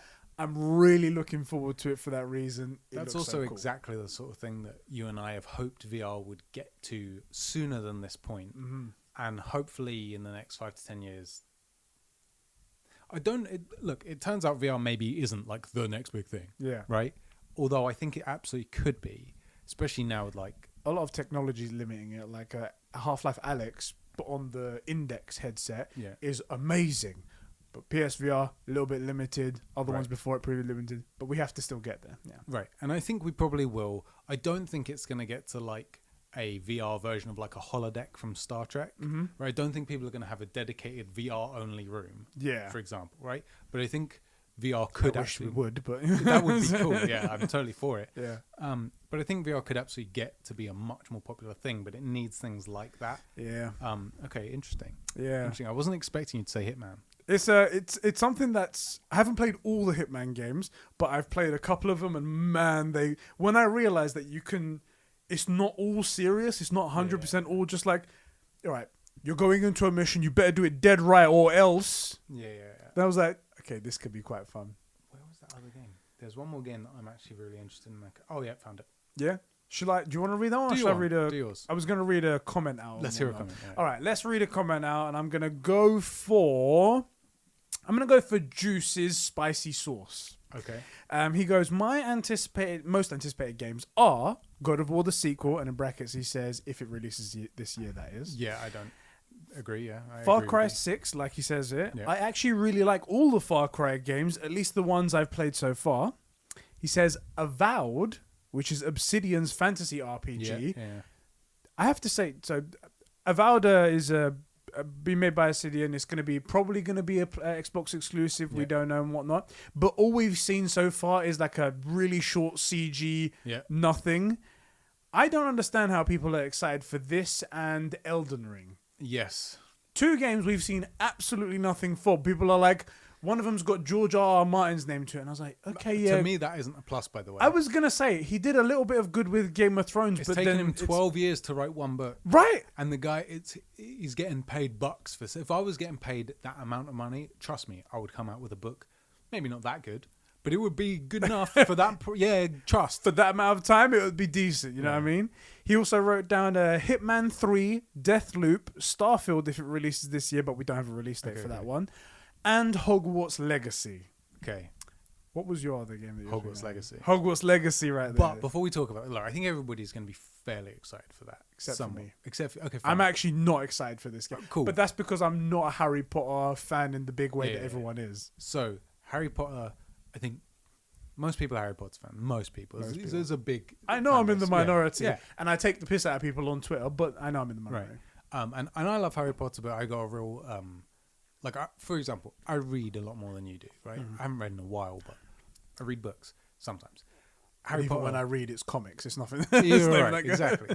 And for me, like Harry Potter was I think I mentioned it a few times, maybe on another podcast, that like I couldn't read or write till I was in my teens. And Harry Potter and the Philosopher's Stone is the first book I ever covered back to back, or like front to back. Read a whole book. So proud of myself. Like really, it took me like 3 months, and I'm not even joking. It took me like 3 months, and I read this thing probably every night. That's how slow I was at reading. And now, I can read. Not that well, but I can read. So I love the Harry Potter books, and they're not good. And this is the thing that people are going to hate me for. Harry Potter is not good. Yep. They are not well-crafted stories. They're not well-written. There's almost no character development. There is very little world development. They actually kind of suck. And I'm not, it's not a bit, but I love them. Right? I love those books. I have a deep personal connection with those books. I love them. Personally, I think 6 and 7 are objectively terrible. and those books I don't love. Yeah. I loved everything up till 5. The other books, they genuinely suck. And I'm not joking. But you're excited for this. I really am. Yeah. Because it's actually, I think she accidentally, and I do mean accidentally, built an incredible world. Yeah. And the idea of like the spells and the potions and the way they work together, especially in like I think it's the best version of like a high school magic world. Yeah. Right. So you get to go to Hogwarts. Yep. There's all this stuff that gets very serious, but functionally also at school. Yeah. Right. And it's a very good way to introduce people to a magic world with a character that doesn't know anything about magic. And then, well, how does that work? Oh, well, actually, it turns out that kids from Muggle parents is a normal thing. So there's plenty of people that don't know how the world works. So a lot of people have to learn it for the first time. There's a lot of people who were born in this world and they know everything about it. But what don't they know about? They don't know about the Muggle world. So it's a really good balance. And I think some people accidentally stumble on some good ideas. Like George R. R. Martin, that Hodor thing. I think Hodor, hold the door. I think he had that idea way before he ever wrote these books. Yeah. And figured out that he could work it into this. Yeah. And started putting it in. And it looks like he planned 6 novels in advance to have this thing. No, it's just a good concept that because he knows where it's going, he could work in. Yeah. It wasn't well planned. I think it happened back to front, and a lot of people don't realize that. It seems like the only thing out of the whole thing, actually, that has any sort of foresight. Everything else just seems like cobbled together how the fuck it can go. Exactly. So I think it was just a good idea. But we're not going to talk too much about Hogwarts and Legacy, because I think anyone like you, you're not going to play the game. Everybody else, I think, is going to like it. I think I'm going to like it. I think everybody else is going to like it. I think it has the potential to be good for the reason that it's not Harry Potter. Yes, that's a big point. Exactly. Yeah. It's Hogwarts. And like you said, the world and whatnot. It's the world that you're getting to play, not the characters. Because I would be fucking pissed if I was playing with a kid with 4 eyes. I can't talk about it, really, but who can't get laid, who just constantly like, Hermione, I can't get you. Well, then I guess Ginny. It's taking the piss out of all the Harry Potter fans right there. This is what you sound like. Oh, Ginny Potter. The Harry Potter world is uniquely positioned to where it doesn't matter where or when you are placed. Yeah. Right? Unless something like World War One's kicking off, and that maybe spills over into the magical world. Yeah. But other than that, it actually doesn't matter. Harry Potter and what's going on in it, everything involved in it could have been set 500 years ago. Yeah. Right? Other than flying cars, but it could have just been a flying stagecoach. Yeah. Right? Because the magical world is isolated in that sense that this could be 50 years ago or 50 years from now. It won't matter. Yeah. So it's a really good way to do something like that. I'm excited for it. But there are 2 games that I'm surprisingly excited for. One of those is the same sort of thing as Elden Ring, and we've only seen like a 1-minute trailer. That's the Warhammer 40k thing. See, I don't understand Warhammer 40k. Yeah. Every time I see it, it's a cutscene that looks beautiful of guys with huge shoulder pads, the Space Marines, big guns, and that's it. And I don't get what it is. Oh, God. What is Warhammer 40k? Can you help me out here? Man, that's like... It's the rest of the podcast is now Warhammer 40k, okay. Guys? The basic gist is this. It's 40,000 years. The year is 40,000. Right? And... mankind is a spacefaring nation. Right. Shit, it does get really complicated. Try to boil it down as much as you can. Basic gist. The mankind is a Gothic religious state. So there is a guy that occurs, this dude called the Emperor, appears sometime in the next sort of 800 years and takes mankind from like this warring planetary nation to like into the stars. And that guy is not human, right? Like he's like 9 feet tall, the most powerful psychic you've ever. And when I mean psychic, I don't mean like, oh, he can read your mind, but he could like he can explode you and shit like you see in awesome movies, right? He's basically Professor X. He's like Professor X meets Jean Grey meets the Phoenix, right? Like I was thinking a bit of the Chronicles of Riddick. What's the main guy called? The guy with the that can like move his body. That guy, I know the guy. It's like you keep on your kill, Riddick. Anyway, God, so there's that guy. 40,000 years go. By the way, he's immortal, right? Right. 40,000 years go past, and sometime 10,000 years ago. This is the basic premise. The guy, when he was taking man through the stars, he built 12 suns. Right, and they're different. Like in in the Hindu religion, all the different gods are actually aspects of one power. So like one is his like martial prowess, one's like the most powerful psychic of the lot of them because he got all the psychic power, one got all his like physical sons. Yeah, I thought you meant sons as in like children. Okay, right. Sons. All right, I thought it was like so he put where did he put these giant suns? I don't know where he put them. Is it like, are they next to each other in the solar system? How does the rings work then? It's kind of a big deal. They're called the Primarchs, right? Anyway, 10,000 years ago, so in the year 30,000, a few of those sons turn against him and like cause a rift, right? And there's a civil war and they try and kill him. And that goes poorly, but the Emperor is wounded. He's like stuck in this throne room that's in stasis because if they let him out, he'll die. Right. and he's a powerful enough psychic that he is still kind of kicking about. He can live in that. Right, but he's also really busy. It gets really complicated really quickly. Okay, all right. Let's not go down the path. Functionally, he's really busy holding hell in a doom sense out of the universe. Right. And Jesus, this gets really difficult to say. The reason is the way that we travel through the stars, and it doesn't take thousands of years just to get to the next planet, is they have warp drive, basically, right? But what it is it tears a hole into another dimension, and you kind of swim through that and tear a hole in, right? Back into yours, yeah. Exactly. So you can cover great distances at faster than the speed of light, right? But in that dimension are these gods, the chaos gods, right? One's all about violence, one's all about disease. They're kind of like the four horsemen of the apocalypse. Yeah.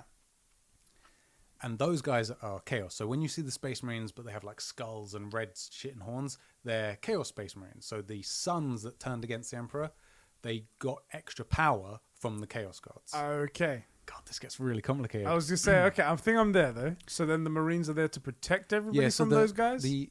As mankind goes out into space, this is before everything, right? As mankind goes out into space, it is think like British Empire. They're not going out there to make friends. They're going out there to conquer and settle other worlds. And it turns out there are aliens out there. And strange.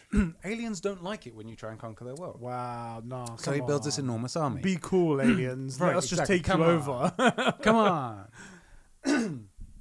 And one of the things he does is, to each of his sons, he gives them like legions of these genetically modified people. So the Space Marines are all bigger because when they're young, they get steroid. Basically, and so that's why they're all 7 foot tall. Like outside of the armor, there's a lot of books, and some of them are really well written. Are their shoulders actually that big? No. Okay. But so there's a couple of things like. So it's a bit like back in the day. It's a stylistic choice. I would say the 1800s arses for women, where it's like they have that big fat arse thing going on, but actually it's just netting under there. Exactly. in some of the books, and some of the books are very good. And have some very talented authors writing for them.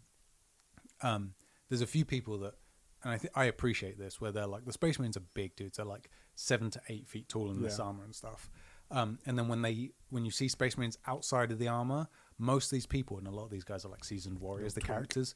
No, they're actually even scarier outside of the armor, because you realize how small the armor is. Ooh. Or like how much of what you're seeing is meat, is person and warrior. So it's really cool. No, that sounds intriguing. And I vibe with it because what you have is this. So the Emperor is taken out of the equation in the year 30,000. So 10,000 years have gone past where no one's actually spoken to this guy, and now it's this deeply religious, like Gothic, think like 1500s state. If you just Google like Warhammer 40,000 ship, they're basically these cathedrals that go through space, with gargoyles and shit, right? 40,000 let me ship. Oh, press P there. Yeah, just so we can. Yeah. Oh, Jesus Christ! They're basically these giant Gothic cathedrals with engines and guns. Yeah. Yeah. Okay. Yeah, I see that. Yeah. So the ironic thing is, the Emperor was all about getting rid of this idea of gods, and he's like, none of it's real. It's all just psychics and science and stuff. Right. But that guy has been taken out of the equation. And he's literally holding back demons and hell from bursting into our reality. Using his psychic powers. Of course, right. And anytime really meaningful events kick off, or someone needs to beat some evil thing that's come through, like he'll often give them bits of his power to help defeat the demon. Damn. So you're having this holy experience of functionally pure holy light powering you up. You do that for 10,000 years. You think someone's not going to... So the whole society, he's based everything on like science and religion and reasoning, now thinks he's a god, although he is. And what's cool is like you have these guys called tech marines, right? Right. And they don't fully understand what they're doing, so they talk about prayers to get tanks to do stuff. Right. But it's not a prayer, it's knowing what buttons to press, right?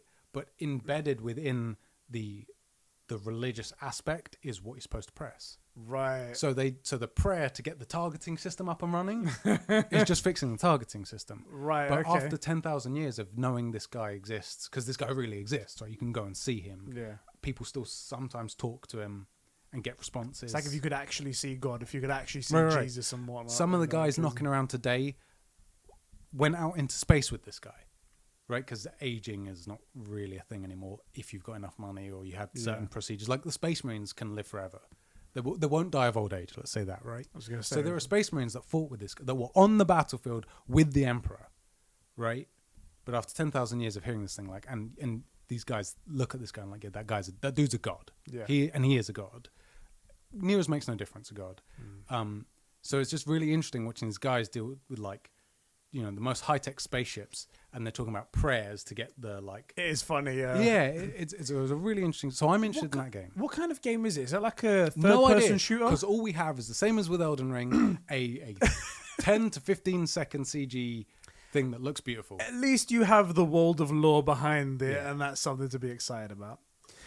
Another game, just to quickly touch on this, and I want to get your feelings on another, like a weird game that you're excited for but wouldn't normally be.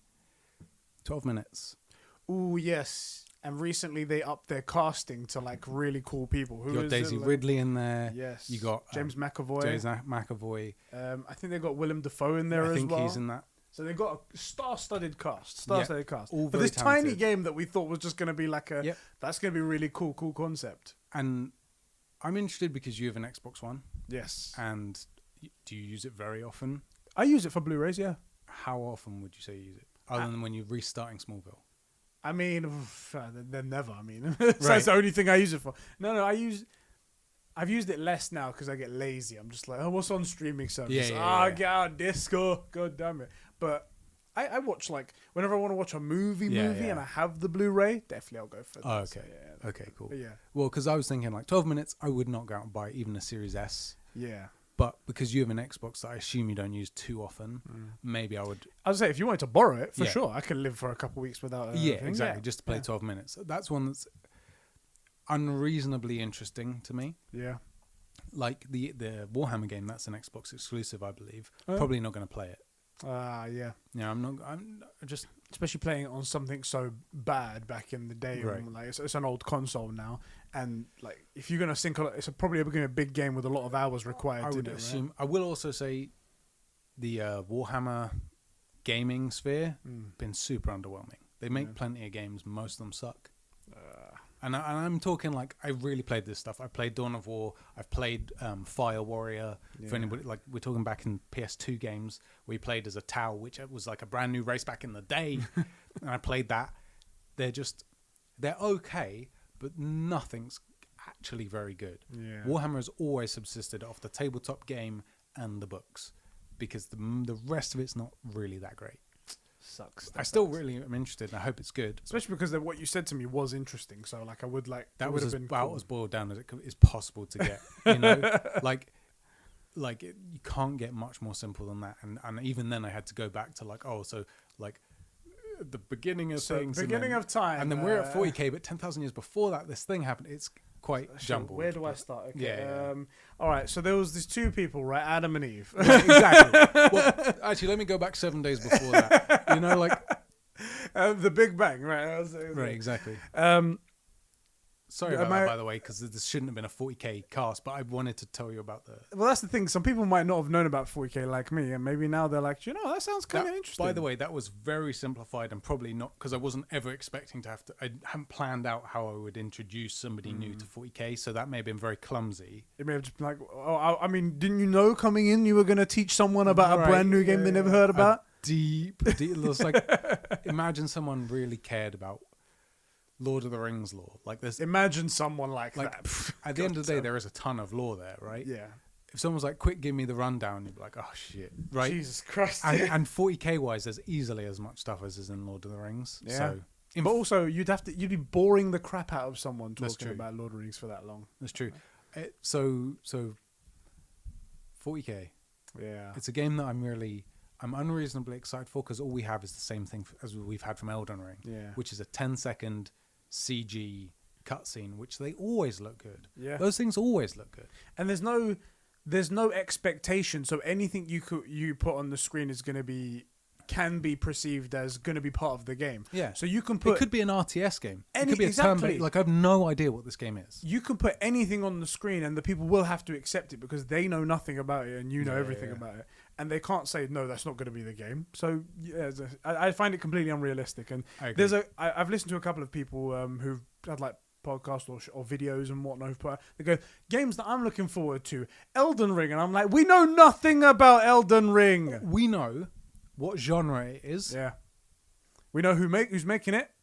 Oh, and George R. Martin's attached. And we don't know what he's doing. Yes. We know he's attached. That's it. That's all we know. Ridiculous. It's silly. My next game, Horizon Forbidden West. Okay. I was waiting for this. I was going to say, this is, we've said it before, like you weren't a huge fan of at least the story part and some of the characters in the first one. I did like it. Don't get me wrong. I don't think the characters and the stories are the highlight of it. Exactly. Yeah. But it was enough there for me to be like, okay, I enjoy playing the game, but I really, really dig the world. And I really, really liked all of the robot dinosaurs, the robot animals and stuff like that. Yeah. And I liked the way that I can spoil the game now. It's not, but it's been out for ages. The AI like infecting other AI and whatnot, and how the AI was put there to save the world, but actually it went another way, and there's like it's been stalled in certain places, and I really did vibe with that. Pretty much like you said about like the nano thing with the revolution thing. Yeah. When you mention like some sort of specific technology that maybe is like designed to try and help everything, but then it goes awry. It's like, ooh, that's literally what it is, by the way. So that gets me. The same reason why I like the TV show Travelers. I've mentioned that once or twice. It's all about saving the world, but everything just goes to shit. And I'm like, whoa, this is so good. Same reason why I like this. And I hope that they take what they learned from Horizon Zero Dawn. Zero Dawn, that's it, Zero Dawn. And they build upon that and they make it just even better. Dude, you're not wrong. Better. Yeah. Like, my beef was with like character stuff. The aesthetic of that game is gorgeous. Yeah. Like, if you don't completely like this, unique. Right? Yeah, like the Robo Dinosaur thing, so good. So good looking. Those the satellite giraffe neck things. Like, so much about that game hit the nail on the head. For me, it was things like Aloy and having no character development, as far as I could tell. And I didn't like story aspects. Yeah. And I'm not talking, like, overall the story's fine. Like, I dig it. It's just like, I felt it was very lackluster with the people involved. I do feel that as well for some of the bits that you said. Like, you're not, I don't feel like you're being completely unreasonable. Yeah. I'm like, okay, I see that aspect. And I'll say this, if they go, okay, the thing we didn't hit on the head was Aloy, right? Like, we need to figure out some way for this, which will be a lot of people's first Horizon game, to make it like really an experience, and to make there a lot of character arcs, a lot of character development, and all this stuff, that could be the best game of the year. Yeah. Right? Because for me, Horizon was such a letdown because it was so good looking. The combat was so good. The design of those machines was so good. The general overarching story of like, oh, they made this piece of technology with all these different robots that covered certain things that needed to be covered, and one's gone wrong, and you got to fight it and stuff like that. It's great. It's really good, and I cannot wait to see what they do with it. I'm gonna wait on it because I felt that the story, the human element was missing, and I mean that really about as harshly as I can say it. Because the problem with Aloy is our she's our bridge into the world, and she is never interested in anything.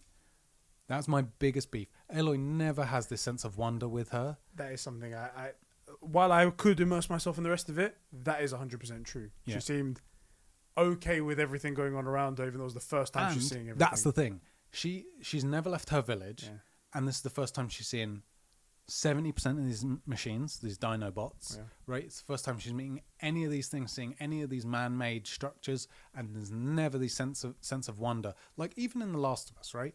There's a lot of shots where it's just like this panning shot the first time you... Whoops. Sorry, boys. It's the first time you had this mic. It's okay. First time you come into an area, or same with like Ghost of Tsushima, right? It shows you the place, right? Yeah. There's at least a pause while the camera shows you what you're looking... Like anytime you get into a temple, you find one of those charms in Ghost of Tsushima. Yeah. It does that pan around and you see Tsushima, see the island, right? Yeah. Even though Jin doesn't have that sense of wonder, he's grown up here. We get it. They do that in The Last of Us. You get somewhere and there's a panning scene, or like in Assassin's Creed when the eagle flies around at a sync point. Oh my god, it's the best thing in the world. Right. And Aloy has none of those. There's nothing there. She's never like, wow, look, people built that. Yeah. None of that. So that was my biggest beef. But I could see Forbidden West. Like, I can see them working a good story into that. Yeah. Like a really good story into it. The bad guy in that, he plays Zavala in Destiny, but I can't remember his goddamn name. Yeah. He's the bad guy, and it was left on a bit of a cliffhanger that he's behind all the nefarious acts and whatnot, and Hades, the program, comes to find him or something like that. So I'm interested to see what happens there, and I'm down for a big twist to be like, oh, he does this thing, or maybe he was originally there in the beginning, or whatever it might be. Yeah. I'm down to see more of that, and I hope they lean into it. I really hope they do. Yeah. I really, really hope they're like, we got the aesthetic, we got the world, because man, did they build a great world? Yeah. Did they build a great aesthetic? Those dinosaurs are so cool. There is no reason to have 200-foot giraffe satellite head things. I'm so glad they're in that. Yeah, and I'm so glad they're in. What were they in? There was a nod to that in another game. Death Stranding, right? Like, I freaked out. I was like, oh my god, that's so sick. How loud! It's so cool to see stuff like that, right? All you need is a story. I need a reason for people to be here and for me to care about the people that I'm experiencing the game to. Yeah. That's all I need. And you have a top 3 game of all time contender. I would, and I genuinely mean it, I don't think it's as good as God of War. Wrong story, right? No father-son or parent-child dynamic, which I think, at least from our big picks, that's the winning formula. Up there, right? Yeah. You okay if I read one of the comments out? Our boy Super Whale Ben, he writes in and he says, the first one he picks here is something I was going to come up with later. My most anticipated games of 2021, Lego Star Wars, the Skywalker Saga. I was just about to say that. He goes, I remember playing the complete saga when I was much younger, and it was part of my childhood. I can't wait for the remake, and I can't wait for the sequel films as well. Plus, it's Lego. What's not to love, really? It's really amazing how Lego can take anything and make it just great fun. There's no stakes. There's no nothing. It's just like, all right, why not? You know what you're saying about Hitman and how it's just like silly and it leans into it? Yeah. Star Wars is that turned up to 11. Yeah. I mean, Lego is that turned up to 11. Damn, are those games fun? So fun. You can put it in Batman or Star Wars or whatever, and they're just good. They're just good. And as well, they seem to nail the casting and the writing as well, because every game that I've ever played of Lego, they do comedy, like Lego comedy. And they do it so well. I'm just like, all right, I'm playing as... I think I played Lego Marvel Superheroes I played and whatnot. And I was playing... Which I bet that game's 10 times the game Marvel Superheroes, Marvel Hero Legends, whatever the fuck that's called. Marvel's Avengers, whatever. Yeah. 10 times more. And they do some little Lego jokes and whatnot where they're like, their head falls off or something like that. I'm like... Yeah. How does that work in such a... I mean, Marvel's got nothing to do with Legos or like head falling off. There's no things like that. And they've worked it in and it works so well. Have you seen the Lego movie? Yes, I have. It's all just good. Just great. Just good. And I can't wait for them to do it with Star Wars, because Star Wars has inherently stuff built into it where it's like with the original trilogy. Yeah. There's stuff in there where you're like... Yeah, come on. Like the stormtrooper bumping his head on the door when he goes through, or like Luke looking down the lightsaber or something like that. Yeah. All these funny things and whatnot, or like it's working, or this is pod racing. It's basically a B movie. Even now, it's basically a B movie that has the budget. Exactly. Yeah. All of them, barring none, there's something where you can stick some comedy in there. Oh yeah. And the geniuses over at Lego can do that, and I can just see this being amazing. Yeah, see it being amazing. Also because they're like, do you know what would be funny is if like his head fell off here. Yeah. So well, then make his head fall off. Literally, I can tell you now, it's going to be that stormtrooper walks through, bumps his head falls off. I hope so. My God, do I want that? And I hope they get Daniel Craig to do the voice of that one stormtrooper that Yes. Could you imagine in a Lego game? If you're Daniel Craig right now, What you got going on? And right, exactly, nothing. And then someone's like, we want you to voice act that same line from the thing. Are you down? Are you kidding? Yes, I'm down. Of course, mate. Of course. And then I want to finish the game and see in the comments, like, you know, John Johnson, like Stormtrooper number 17, Stormtrooper number 18, Daniel Craig, in parentheses. Yeah.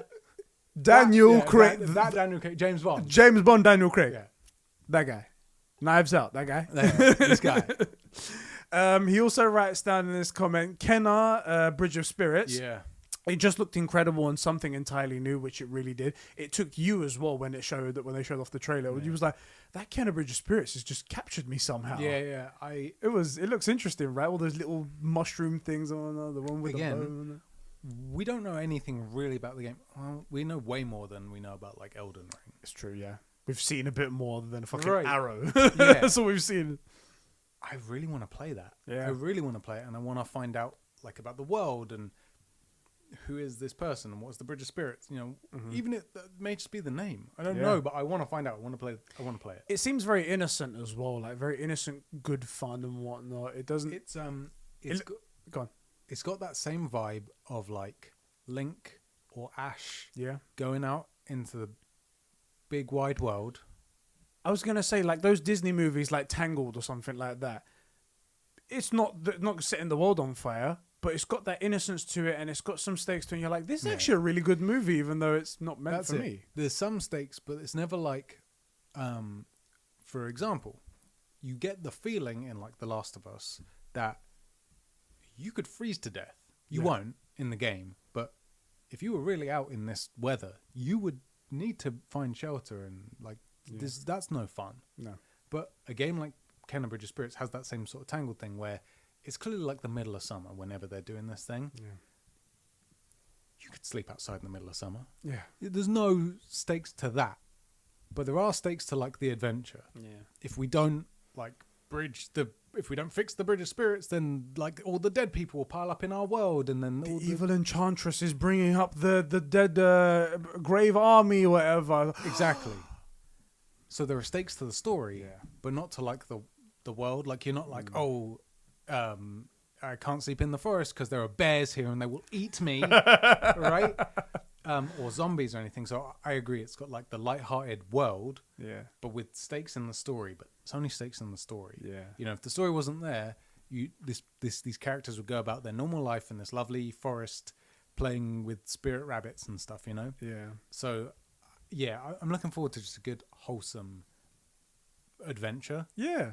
And so that's why I said, you know, it's got that like Link or Ash feel, which is that like no one ever questions that a 10-year-old is going off out into the world to have dogfights. No, exactly. Right? No one, literally no one. Because the world is set where Mother sends him away to do that, in fact. Exactly. Go fight. Make animals fight. But the world is safe. Yes. Right? The world is safe. Ash can go out on the road not until you get to certain areas is it snowy and wintry and cold and stuff. Right? So he can go out, and if he's got to sleep on the side of the road or in the forest, it's like the middle of summer. It's no big deal. Yeah. And then there is no real crime except for Pokemon stealing people, right? Yeah. And Pokeballs are cheap, presumably food and stuff is cheap. Like Ash is safe. Yeah. And the only stakes are those he chooses to get involved in, battling gym leaders. Yeah. So it's a nice, carefree world. Yeah. Let's not talk about the dogfights. Let's just keep that to the side. Right. Yeah. So like the world is safe. So I'm looking forward to one of those things where like, hey, set out on this adventure. Like, even Link is like, hey, it's dangerous to go alone. Take this. It's a sword and a shield. Like, what do you? There must be something. What? And by the way, it's only dangerous if you go and find like those skeleton warriors. Yeah. But if you don't find them, they're not going to come looking for you. So you're fine, mate. Yeah. You're fine. Oh, and this guy Ganondorf.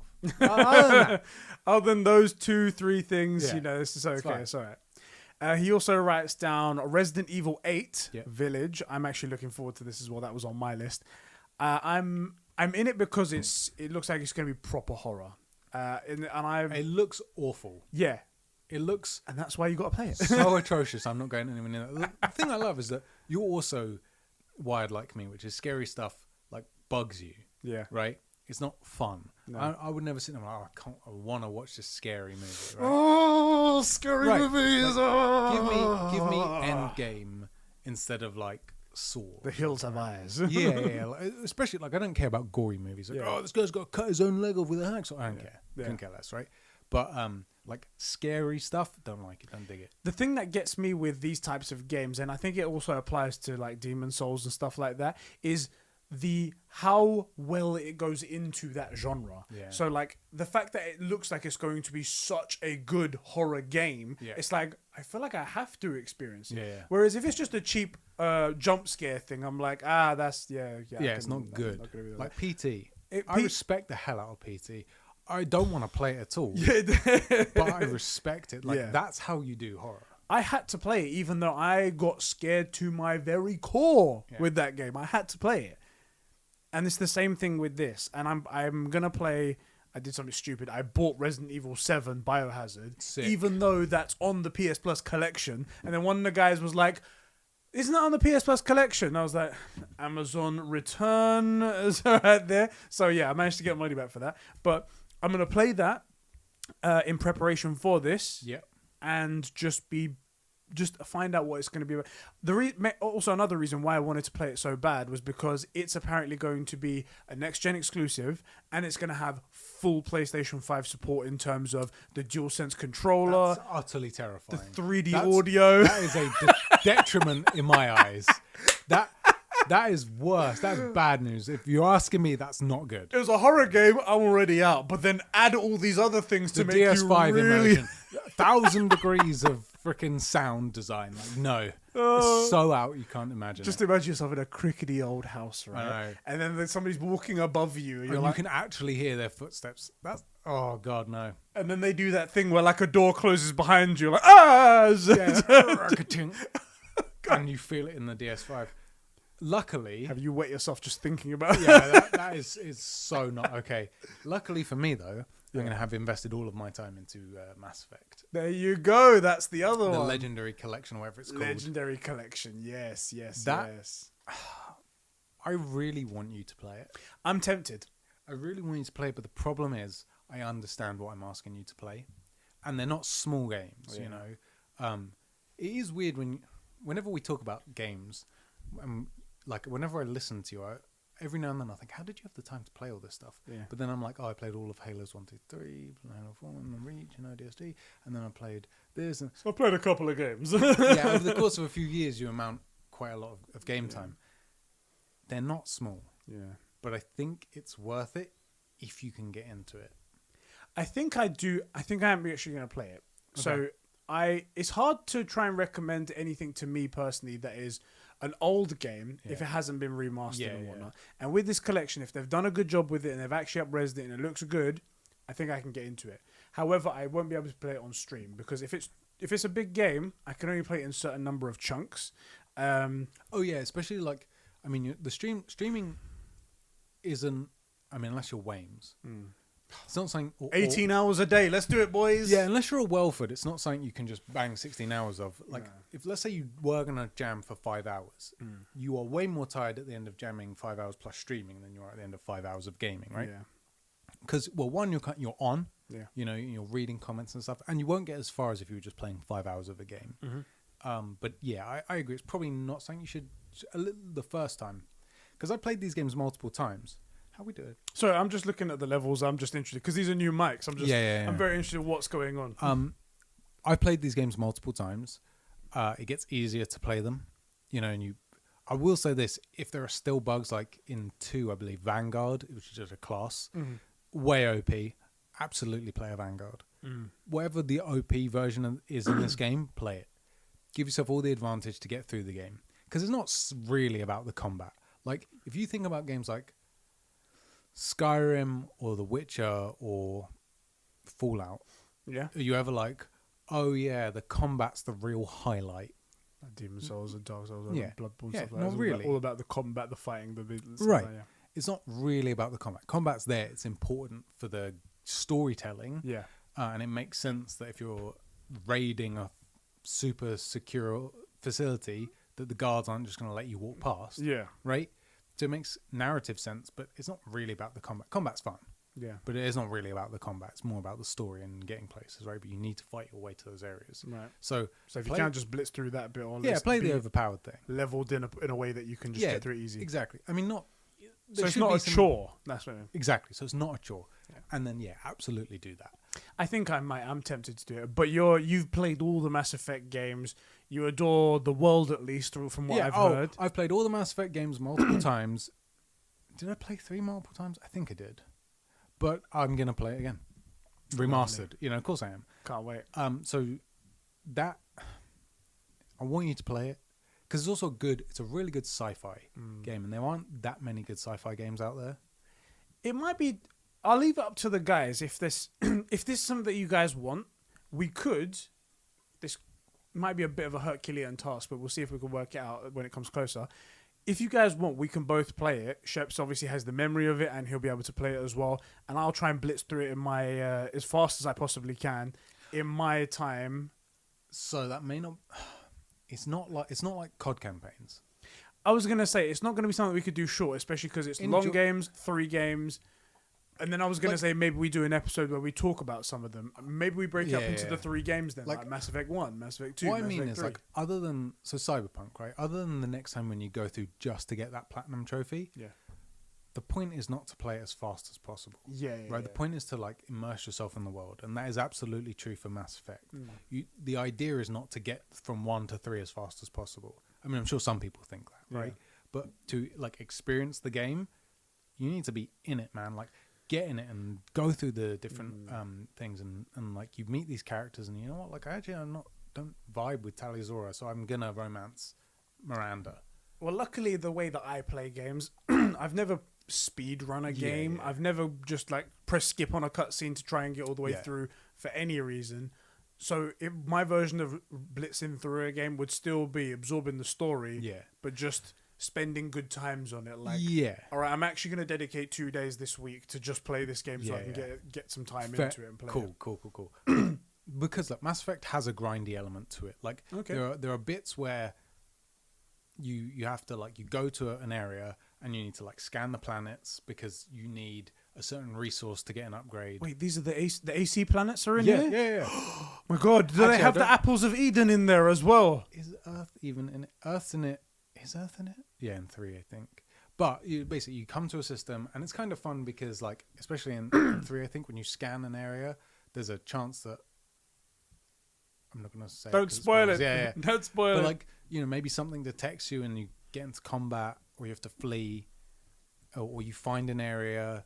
One of the planets pings back with the thing that you need, and so you can either mine it in space, which is quicker, or you can go down to the planet. You might see other things.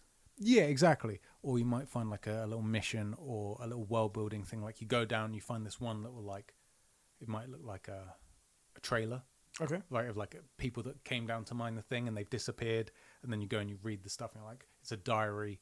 And Damn, it turns there's out a big thing here. Right, exactly. Builds the world. I like that sort of stuff. Yeah, there's little stuff like that. That's what I would do. That's the kind of person I am. So yeah, that's really awesome. A couple of other things that Ben said. He said God of War 2 as well. Course, it's God of War. It's going to be incredible. And he says, my most anticipated game is Hogwarts Legacy. I grew up watching and reading Harry Potter, and literally forever I've always wanted. I wanted a full RPG set in the universe, so I cannot wait for this game. Honorable mentions: Ratchet and Clank, Horizon Forbidden West, and Mass Effect Remaster. Right there. So that's some good. I mean, look, as I said, there's 10 things here. All of them are something you're going to want to play. This year is absolutely star-studded at the moment. Interestingly, go on. This is a game I forgot existed. Go on. A series of games called Blood Bowl. Blood Bowl. So it's another thing involved in Warhammer. Okay. And it was also a tabletop game, but basically it's like American football, except you murder each other. It's how they say football and rugby's full contact. It's full contact, but you get knives and stuff. Standard. And one side's Space Marines, one side's Orcs or whatever. I forgot that game existed, but apparently Blood Bowl 3 is coming out this year. There we go. Okay. Sheps is sorted for the year. 2 games that I probably won't get, but I'm interested in. Right. Scorn. Yes. It looked interesting. You know how everything in Alien looks like a dick? I was gonna say yes. Yeah. What's that guy's name? Is it Geiger? I think is the artist's name. Everything in It's got like that shape, and it's all covered in like goop. You know, everything's dripping goop. Yeah. Yeah. The whole trailer, I was like, this is very Alien vibes. Very Alien. Everything looks like a dick. Yep. And Stray. Yes, the one where you play as like a cat. First of all, I don't like cats. Yeah, I'm not a cat guy. I like kittens, I guess, because kittens play. Yeah. But I'm very much a dog kind of guy. It just kind of looks interesting. There was something about that game straight. It just sort of like, okay. It just kind of looks interesting to me. I'm going to... And apparently that's also taking advantage, although it's not a stunningly visual, like photorealistic game. Apparently that game was also touted to be leveraging the power of the PlayStation 5 and Xbox Series X and whatnot. Just being able to like use all that power and ray tracing and stuff. I would like to see good things from Medium. Yes. Because one, like, as much as it sounds like it's fun for us to rag on Xbox, we've said it a lot of times. Like, I want a strong Xbox because a strong Xbox is more likely to give me things like the DS5 and the sound engineering and the PSVR 2, which we suspect is coming out in the next few years, right? So, yeah. Which, if you don't know and we remember, we'll link the video where it was a patent, right? Yes, a patent leak, and we covered it and were like, we actually have a good history of patent leaks, but this seems like bullshit. Yeah, the thing that would need to run this is an absolute monster. Then we got the specs of the PS5 and we were like, holy crap, that thing could run this. This could run that. Yeah, this could actually do it. Yeah, but there's no way they make that. And then it actually turned out those were the specs of the PS5, and then suddenly the PSVR 2, which looks like a monster. Yeah, like, and so accessible. A lot of features as well, and finger tracking and stuff like that. That could be incredible. So, I want a strong Xbox, and I want Medium. I want people to get Medium and go, God damn, this is great. The Xbox really is a contender if the developers know how to get the most out of the hardware, which a lot of them do. It's just, are they allowed to? Yeah. And it looks like Medium's the exact kind of game that will show that. And so I really want this reality where people are like, yeah, Horizon Forbidden West is pretty good, but have you played Medium? Yeah. You need to play Medium. I want that to be a thing. I mean, I picked Horizon Forbidden West because I'm not the biggest fan of Horizon, right? But like, I would love that to be the reality where it's like, Horizon is incredible, but Medium's actually even better. Yeah. And now there's actually a reason to get an Xbox, and people are saying, well, look, if you're looking to get an Xbox, you should probably consider the X. Because it's going to run Medium so much better. It's getting old as well, ragging on Xbox all the time about it's boring. Everything. It's become an easy... It's like when people do it now, like when we do it in a way where we're like, God, I hate that we're doing this again, but this is the fact. It's a punching bag and it throws nothing back. And even the Xbox guys don't have much to say, right? And that I hate because a war's no fun if it's just a war crime. Yeah. Right? Like, that's just people are like, whoa, you guys are bad. You're the bad guys. Yeah, are we the baddies? Are we the bad guys? Right. and honestly, I think it's Dan. He's the only guy that's like, no, I'm getting both and they're both going to be good. He's the only guy. Yeah. And I want him to have some fuel to throw back at us where he's like, yeah, there's not as much to play, but Game Pass is good and Medium is incredible. Right now it's and just Halo Infinite's good, and Right now it's just up to them making things up. It's like, yeah, but PlayStation are actually Nazis. Do you know? Right, exactly. So, hold on. Like, actually, that is funny. Probably their best argument is, one of us fought the Nazis and one of us joined them. So, one of us had 2 nukes dropped on us and the other didn't. So, winning. There you go. Directly linked to PlayStation. Right, that's it. So I want Xbox to actually have something. Yeah. And it seems like, I hope 12 Minutes comes out of nowhere.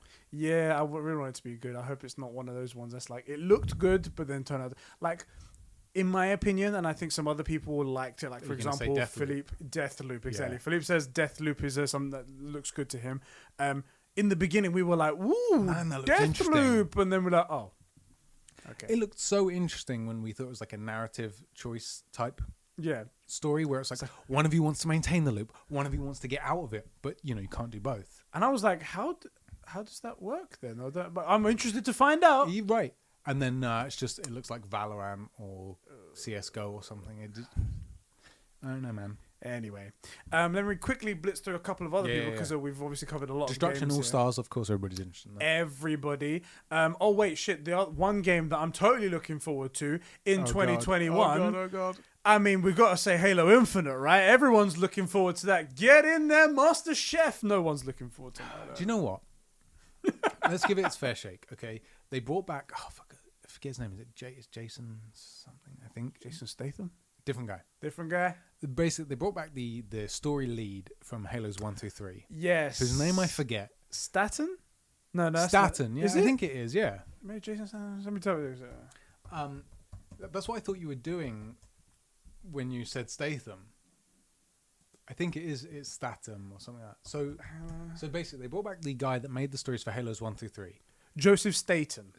Yeah, I knew that was close. something. Yeah, it was pretty close. Off the top of my head. Yeah. And a guy who, the last time I had any interest at all was Halo 3, which is like 2007. I really vibe with those games, and I do hope you'll play the Master Chief Collection, which I haven't played, by the way. I only played the original games when they came out. Mm-hmm. But they're good. Halo games are good, and I love the story, and you vibe with Master Chief in the same way you vibe with like Doom Guy, except he has lines. Dude, there's this scene where he, like, one of the most iconic scenes in gaming for me is Chief is like dragging this huge thing. It's like, permission to leave the ship. What? And the guy's like, well, what do you want to do? He's like, I'm giving the Covenant back their bomb. Basically, the Covenant arrive in space over Earth and board your ship and leave a bomb to blow it up. And Master Chief just drags it to an airlock, dumps the airlock, and flies a bomb back to a Covenant ship, and then just lands on Earth. He's like yeah. The way he lands, and I think what is that guy's name? There's this line like, for a brick, he flew pretty good. You just terminal velocity just straight into the. Is it the Dawn? Oh man, it's so iconic. So that's straight out of Doom, basically, right? But there's something about the Master Chief in those games in particular where, like, we've only just found the Covenant and the Halo rings, and we're instantly in a war, and we're losing, like, bad. Like, at least in space. You know, when it comes to the ground stuff, that's why Master Chief can compete. That's this interesting dichotomy, right? On the ground, we got the edge, because we've been doing ground warfare for thousands of years, right? But in space, like, we are outmatched. Like, it's not even funny. But ultimately, you do have to take things, right? The Halo rings are holy to the Covenant, and we can hold those. Problem is, they can destroy the planet. Yeah, like, they could destroy Earth. But if they come down to Earth, we can deal with the fight. So this is really interesting. Like, well, what do they want to do? And also, you can't just destroy everything, exactly. Otherwise, you have nothing to keep. Exactly, or like if you need atmosphere or something, you can't just destroy every planet you come across. You're going to have to. Yeah, eventually, you have to take the fight somewhere. Exactly. Yeah. So this is interesting, like, dichotomy. Plus, there's Halo and Master Chief, and like Master Chief and Cortana is this really interesting, almost romance, but like she isn't real. Like, she literally isn't real. Like, even in the game, she isn't real. I was gonna say is she an AI or is she a figment? Okay, she's an AI. She's actually an AI. Yeah, she's like a top tier level AI.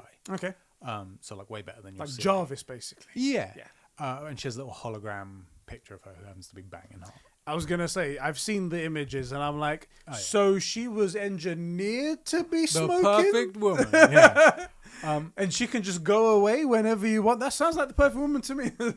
So, like, there is this weird, like, forbidden love. And it's not forbidden because they're not allowed, or they probably aren't allowed. Yeah.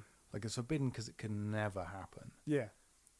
But you get the sense that Master Chief absolutely loves Cortana, and vice versa, right? And that brings up all these questions of, like, if Cortana seems to love and or be in love with Master Chief, she's an AI. So is she alive? Is she actually a living sentient thing? Right. And then you come up across all these things like the Grave Mind, which is, there's basically zombies in this thing. Turns out that's what the Halos are for. Right. To, like... Spoilers. Actually, it's a similar idea to Mass Effect, but the premise is, like, there are these other things that are out there, and it turns out that the Covenant, who are basically space religious Nazis, kind of, always comes back. They to also Nazis. have no idea. You know, like, their whole religion is based on the writings of these ancient scriptures, right? Those that got it wrong, spoiler alert, to be. right? And they think the Halos are this thing, and if they get there and activate them, they'll go to, like, heaven or whatever. it's not what their rings do. Is it always going to be the great thing that you're thinking? Could it not be something worse? So it's a really interesting series of games. I really hope you would maybe not on stream. It's something I'm considering as well because it's part of. Yeah, I was going to say I looked at the time of them and they are really short. Yeah, and it's like 2 streams, 3 streams done. Yeah, they're not that long, and also like even on Legendary, which is like the hard mode, they're not that hard. And I'll be playing it on Xbox, so there's no trophies to worry about. There's only that stupid gamer score crap that no one cares about. Right. So and I don't care about that sort of shit. So I don't need to worry about it. Like. Collecting everything and exactly. whatnot. You don't have to platinum these things. And it's a linear progression. It's similar to Doom, right? Yeah. It's not like there's a huge amount to explore and stuff. You kind of run through the thing, fight your way to the next thing, press the button, fight your way back. Yeah. Like it just progressed the story. It would be fun. I know there's a lot for you to play.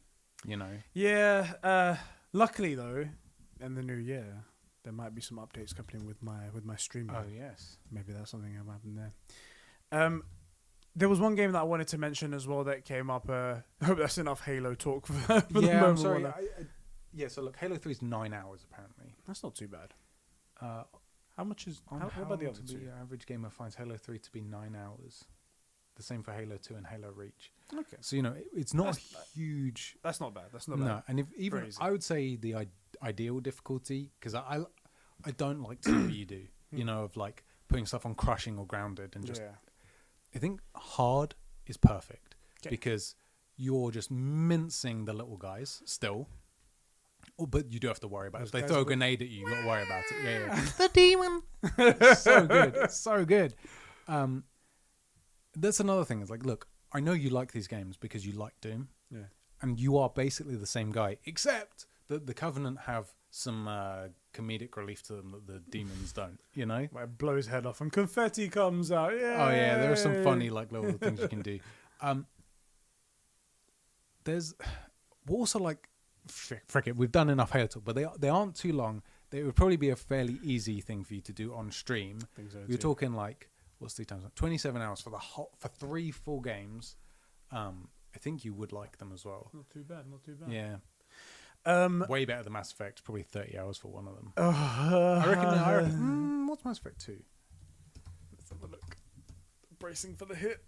How long to beat Mass Effect 2? Main story averaged.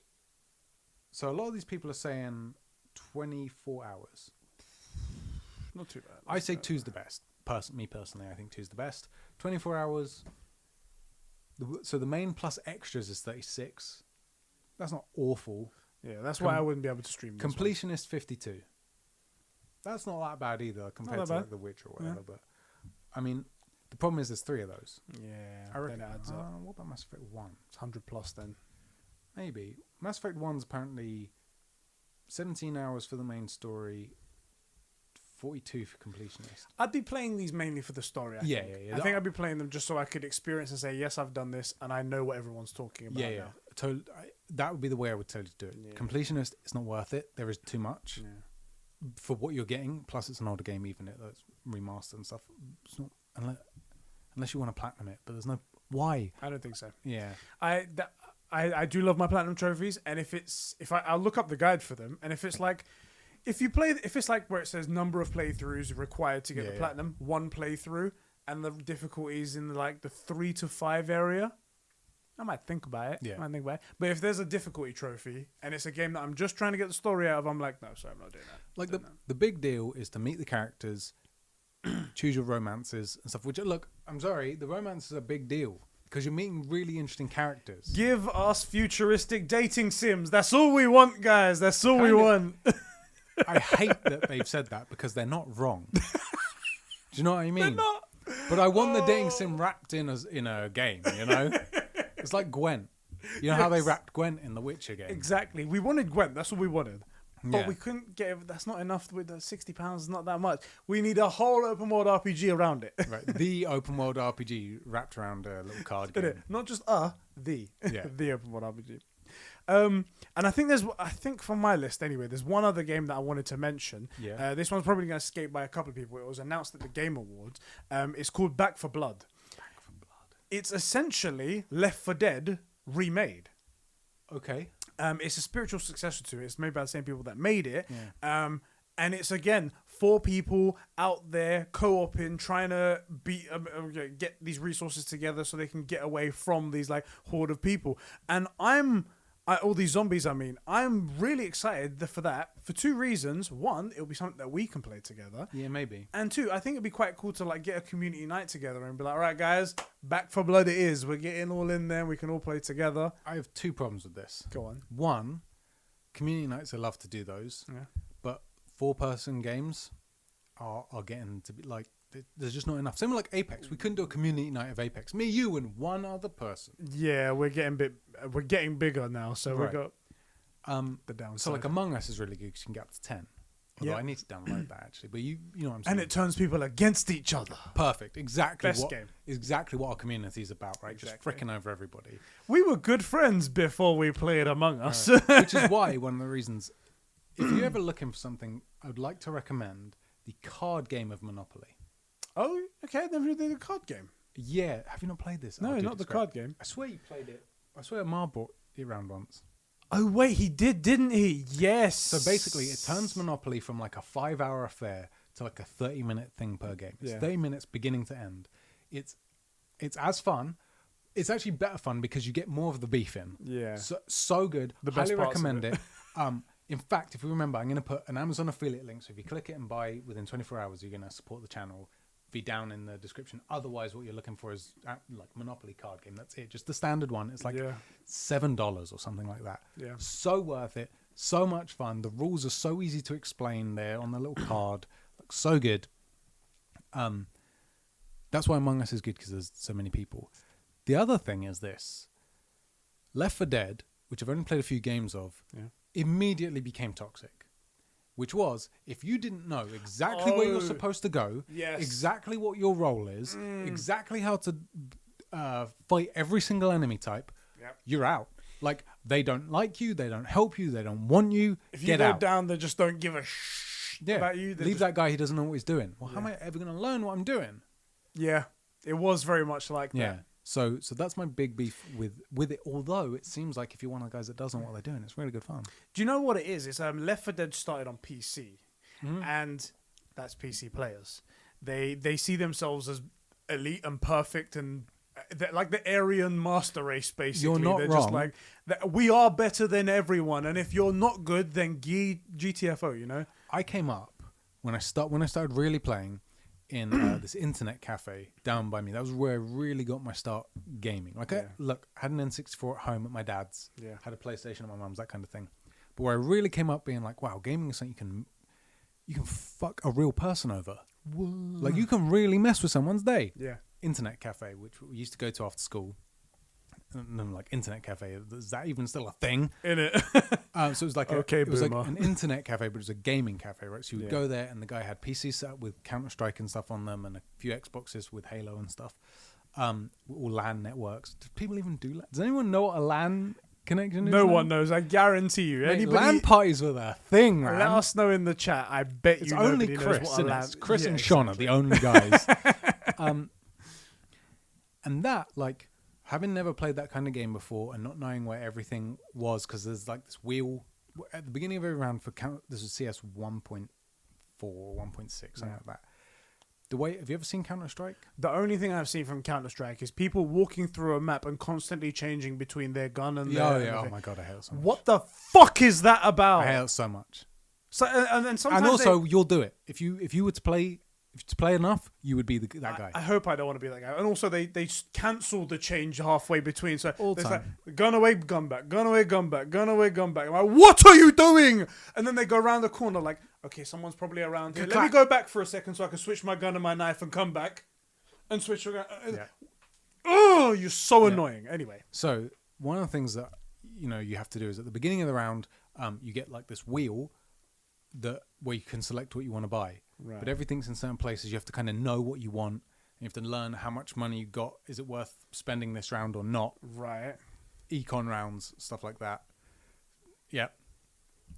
And then like planting the bomb, there's all sorts of strategies to that. Like, do you actually plant or do you fake the plants? People come out and because there's noises associated with stuff like that. Yeah, yeah. If this is like your first few games, one, it's like Call of Duty. You have no idea what guns are any good. Yeah. And then two, like you're spending all your money on like, is it worth getting armor? You don't know. Yeah. It probably is. Is it worth getting grenades? You don't know. What are the grenade spots? You don't know. Yeah. Right? You're losing all these gunfights because there's a huge skill gap. Yeah. And then you go and plant the bomb, and people start beefing you out, and you're like, why did you plant the bomb? Terrorists. That's the objective. Yeah, like, you know. It's like, yeah, but it was down to like 2 people, and it was clearly that he was marking the area, and it's like, how was I supposed to know that? Yeah, exactly. It's like, you're so dumb for not knowing that.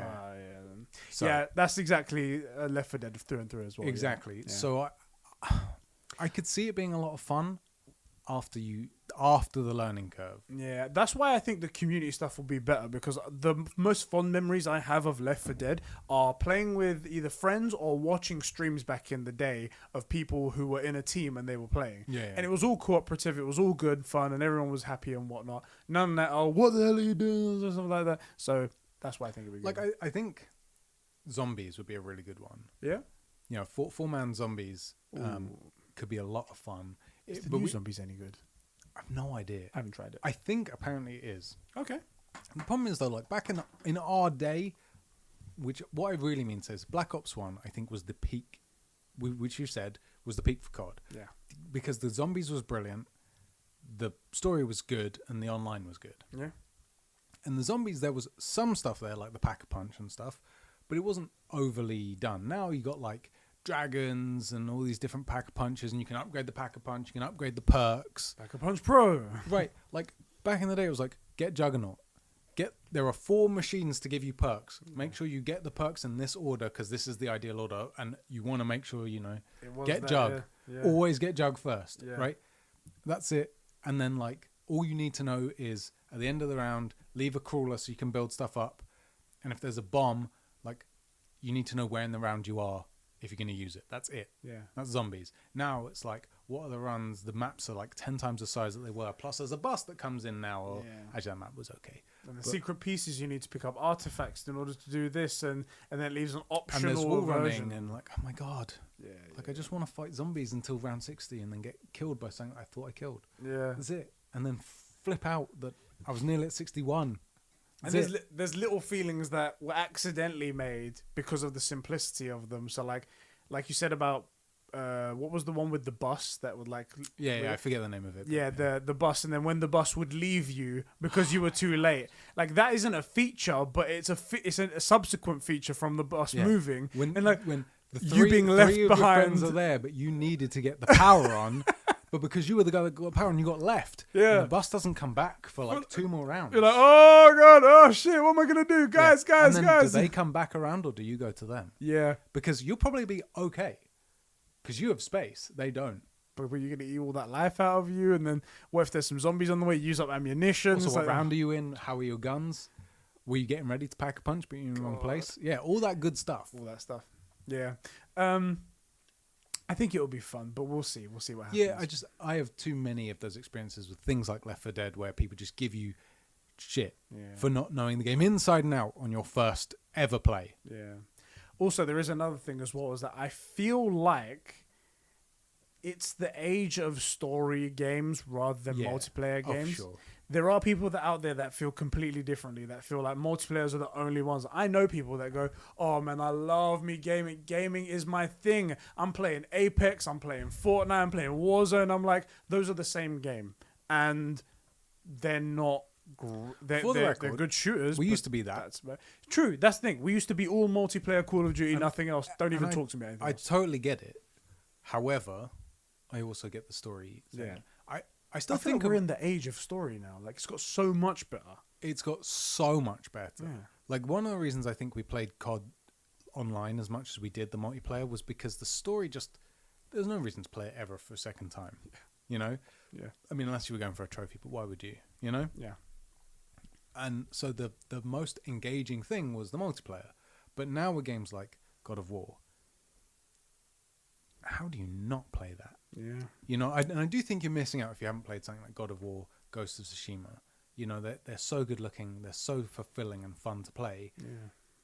But even though we don't play COD and stuff anymore, if someone was like, yeah, we've all got the new COD, let's jam, I'd be totally down to do it. Yeah.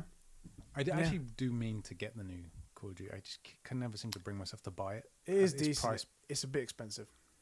But you do get good stuff out of it. Like, it does have a lot of PlayStation 5 features in it. So you're like, ooh, that's quite nice, man. Let me read out a few more of these comments here from people who have written in. Corwin, our boy, he says, my most anticipated upcoming games. Starts off with, obviously, DLC for Doom. Fair enough, man. It's a great freaking game. Exactly. Doom Eternal DLC, The Ancient Gods Part 2 is my number one. The DLC, not the full game, but I'm counting it anyways because otherwise he wouldn't get to mention Doom. So he has to, you know. We love you, Corwin. He says Visceral Fest, which is an indie shooter. Which is an indie shooter, expected to come out in 2021. There's no set release date yet for this. Yeah, look that one up. And also, he also brings up another one called Prodeus. I'm going to look up that one. And we can compare. That's also an indie game, he's saying. Prodeus, a first-person shooter of an old, reimagined, modern rendering techniques. It's an older game that is being remade. Okay. AAA experience. What kind of game is it? This Visceral Fest, I'm getting the feel that it's like Hades. Oh no, kind of like Minecraft, but it's a shooter. Weird. I'm gonna look at this trailer. Here's one I want to mention: Hades, which came out last year. Yes. Apparently, it's like a lot of people's game of the year. Right. And we totally missed it. It doesn't look like the sort of game I'd be interested in. Yeah, we missed it. Yeah. But I caught someone on Twitch the other day while I was sick. The way they were talking about it and the section they were on sounded super interesting. Did we fall asleep on Hades? We may have. I'd have no interest in playing it, though. But what I saw of them playing it, it looked awesome. By the way, it is roasting in here. Yeah, it's getting a bit warm. I think it might turn the heaters on downstairs, so I'll turn this off so we don't... Yeah, I was like, you know what? I think I may be sweating. I am sweating. I think that's sweat. Can we maybe open a window for like a minute? I will do that for you, my How bro. loose is that? Yeah, very. And... now people are going to be able to geographically locate where I am based on the sunset and the sunrise on the outside. All right, that's open there. So I'm looking at the trailer for Prodeus, and it does essentially look like Doom, so I understand why he likes it. I can't turn my thing around for you because it's all set up here, but it looks like Doom. Yeah. So. Oh yeah, I just seen the picture. It looks cool. I mean, look. Say one thing for Corwin. Say he's got. It is Doom. He is on brand 24/7. A couple of other things he said. He said the Resident Evil Village is a big one I'm looking forward to too. I love Resident Evil series a lot. Hogwarts Legacy looks fantastic. Finally getting a Harry Potter game on PC that isn't Lego. Well, you need to get a better place to play games. That's your problem right there. And finally, Deathloop looks awesome, and I've loved every game that Arcane Studios have made, so I have high hopes. Oh, and a question for you guys. Oh wait, we'll read that one at the end. Another couple one. Josh, he says, I'd say my most anticipated game for this year is Kenna Bridge of Spirits, Horizon 2, and the new Lego Star Wars game. God of War 2 would be on there, but I don't think it's releasing this year. Totally agreed. Until early 2022, he's saying. That's what I wrote right there. You don't have the Discord open, do you? I do now. I was going to say, do you want to pick one? Maybe read The Return of the Nunfucker Ben? Where are we? What room are we in the podcast channel there. Yeah. I see. By the way, the podcast, not the podcast, the Discord, only 2.5 hours into the podcast. Greatest place to hang out on the internet. Like, genuinely, you should be on the Discord. When are we ever going to get good at that? We freaking suck. We're so bad at this. Who am I? Who's my... the Return of the Nunfucker Ben. My, I see. Yeah, right, okay, yeah. My most anticipated games. Halo Infinite. I'm a Halo shill for life. And even Halo 5. Even though Halo 5 was terrible. I thought he was going to say even Halo 5. Yeah, I was... I so badly want Halo Infinite to be good. I was going to say, give me your reading. What do you think is going to happen? Great? Bad? What do you think? I think it's going to be aggressively mediocre. Yeah, I think so too. I think they're going to have missed the mark on everything. Yeah. And they will have... I want it to lean back and I still want it to be the same volume. They will have made a game that tried to make everyone happy and make someone happy, which is the number one sin. I'd rather make half of us furious and half of us in love. I think as well that it's going to suffer from, even though it's Microsoft and they're willing to throw tons of money at this, and they have already done, at some point it has to come down to a business thing. And I feel like they've thrown so much money and then they've fired a bunch of people and then brought out Jason Statham, whatever his name is, to come back to try and rectify things. Joseph Statham. And I think they're doing what they can, but in the end, I think it's going to be like, the ship is too big for me to course correct this. The skeleton they built that they have to keep is not ready, is not appropriate for the animal they're putting on top of it. Exactly. Yeah. And even with this year delay, which I think that maybe Halo wasn't ready in the first place, and they put that to try and sell consoles, even though they were never going to make it. But it's an old build, guys. What? Why are you showing the old build? I think they were planning to come out early 2021, and they've had to delay it now to late 2021. I still think that's not enough time. They would have to have scrapped the whole project and start again. That's what they should have done. And I think you're right. I think it's just not going to come out this community. They released some stills earlier of like how it looks now compared to how it did look in that demo and whatnot, and it does look better. But they've had 6 months. Of course, it's going to look better. Exactly, everything's going to look better after 6 months. And also, it was a still, and it was of the character models in a room. It wasn't the vast vistas or anything like that. It wasn't any a panning shot or anything like that. It was just a still. All the wrong stuff to show off. It doesn't. I'm no high hopes for this at the moment, and I still think you should play Halos 1, 2, 3. Play the Master Chief Collection. They're so good. They're fairly short. I think you will really vibe with them, but then I think you will be with me when you see what they're trying to show us now, which is that you had something incredible, and it's better to not make something and ruin something incredible than to just make another thing. And anyway, so look, I want Halo Infinite to be good. Good games are good for everybody. Yeah. But I think like you said, they should have scrapped it and started from the beginning, but they have too much invested. The problem is they're going to say it would have been too big of a loss to start over. Yeah. But then they're going to end up with a trash fire. And it's more damaging to the Halo name having 2 bad games back to back. Especially with the Halo 5 wasn't bad until it came out. Yeah. Right? Halo Infinite is already bad, and it hasn't come out yet. Yeah. So, And on top of that, imagine the whole narrative being, okay, they made this bad game, they didn't learn from their mistakes, they made a second bad game, and on the second bad game, they dumped $500 million into it, and they got back some of the best talent that they could think of and they could get back, and still it crashed and burned. That's not going to be a good narrative. No good. So to finish off Ben's comment here, he says, Hogwarts Legacy, can't wait to have an intense sexual relationship with Dumbledore. And then the nonce face. Which, I'm going to say up front, as a fan of not good books, Dumbledore can be gay, doesn't make any difference. Because it's not ever mentioned anywhere in the books. Never once. Also, Hermione is white. She is described as being white in the books. Right. So there's plays for Harry Potter. Okay. And they cast a black lady as Hermione. Like, who gives a fuck? Who cares? And J.K. Rowling comes on, she's like, well, actually, I never described Hermione. Yes, you did. For 7 books, you described Hermione as a little white rich girl. Also, how could she come up with that lie? Yeah. It's printed. It's not like it's something that could be in print. Also, it doesn't matter. Like, the line should have been, why do you care? Yeah. Like, she's a great actress. Exactly. Why do you care? That should have been the line. That should have been the line. Like, she's brilliant. How do you feel about a black girl playing Hermione? She's brilliant. Done. Like, it doesn't matter. Who gives a fuck? It doesn't. However, you have spent 7 books describing a character. Saying like, it's not true to the books. A lot of stuff's not going to be true to the books. Yeah. You know? Especially when it comes to movies. Well, of course. Like, in your head, Hagrid looks a certain way. Voldemort looks a certain way. Somebody else makes a stylistic choice, and it's not yours. That's something happens that all the time. People don't get. When you make a movie, it has to be one person's imagination put into movie. Yeah. Not everybody's. Right. And everyone's going to be different. When you describe a character a certain way, my imagination of what that means is totally different to what they end up going with in the movie. 9 times out of 10, it's totally different. In your mind, Hermione had big anime titties. Yeah. And in real life, like everything else was real life, just this one anime chick in a schoolgirl uniform. She's also speaking Japanese, or subtitled. Nani?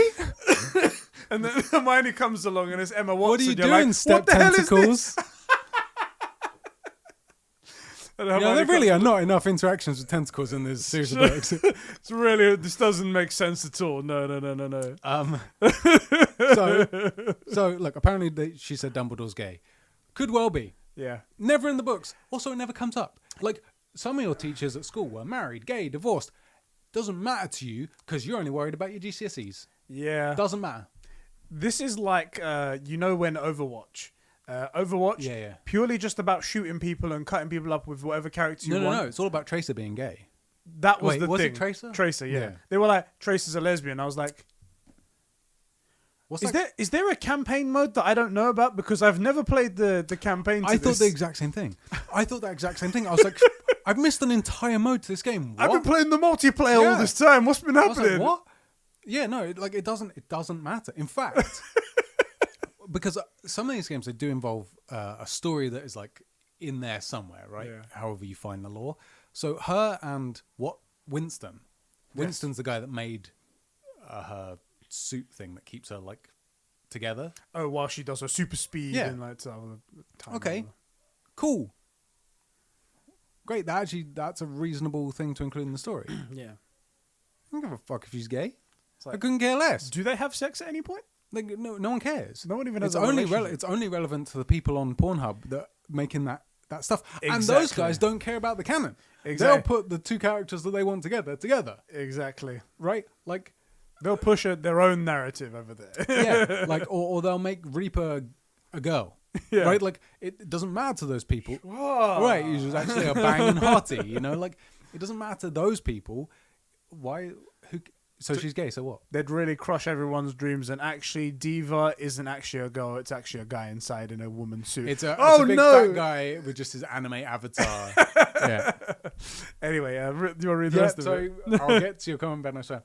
Hitman 3, I just love playing as Johnny. Oh my god. Hopefully, I love Ben so much. He's got the best comment. He's the best one. Hopefully the new Bond game comes out this year. So much potential there, but I hope they don't go down the Pierce Brosnan route of over-the-top gadgets. I'd prefer more Sean Connery, Timothy Dalton tone with the gadgets and story. Grounded but not realistic. Oh, and there's how's Cyberpunk going for you? Cyberpunk Go is fantastic for me. We're both really enjoying it. Exactly. The James Bond game as well. That's something interesting. Who is it that's making that? Yeah, I always forget. Oh fuck! Is it IO Games or is it Annapurna? I think it is IO. James. Is it IO? Bond yeah, I think it's IO. Game. I think it is as well. So I remember saying IO Interactive. Yeah. I remember saying, why are they making this game? We already have Hitman. Yeah. But they clearly lend to each other, right? Yeah, but as I think about it, like, James Bond and Hitman are not the same thing. Yeah. Obviously not the same thing. And if they go the right way with this, these could be very good. You know, they could be two, not competing games. It could have been like back in the day with Prince of Persia and Assassin's Creed. Yeah. At the time, Prince of Persia was a really good, really well-regarded game, and Assassin's Creed was coming out. They were kind of like competing. Yeah. You know how Call of Duty used to go like Treyarch, Infinity War, and people are like, oh, I like Treyarch games, I like Infinity War games, right? It's kind of like that. And I could see a world, which is a good world, where people are like, oh, you know, like Hitman's okay, but I'm much more than a James Bond fan. Oh, I don't like James Bond. I like the silly, funny aspects to Hitman. Yeah. Like, I could see that being a world that we live in, and that would be a really good thing. Yeah. I think you're right, Ben. Grounded, but not over the top with the gadgets. Because Hitman has found, like you said, it's found its niche, which is yoked bald guy as a lady in waiting or whatever the frick, you know, like. Oh boy.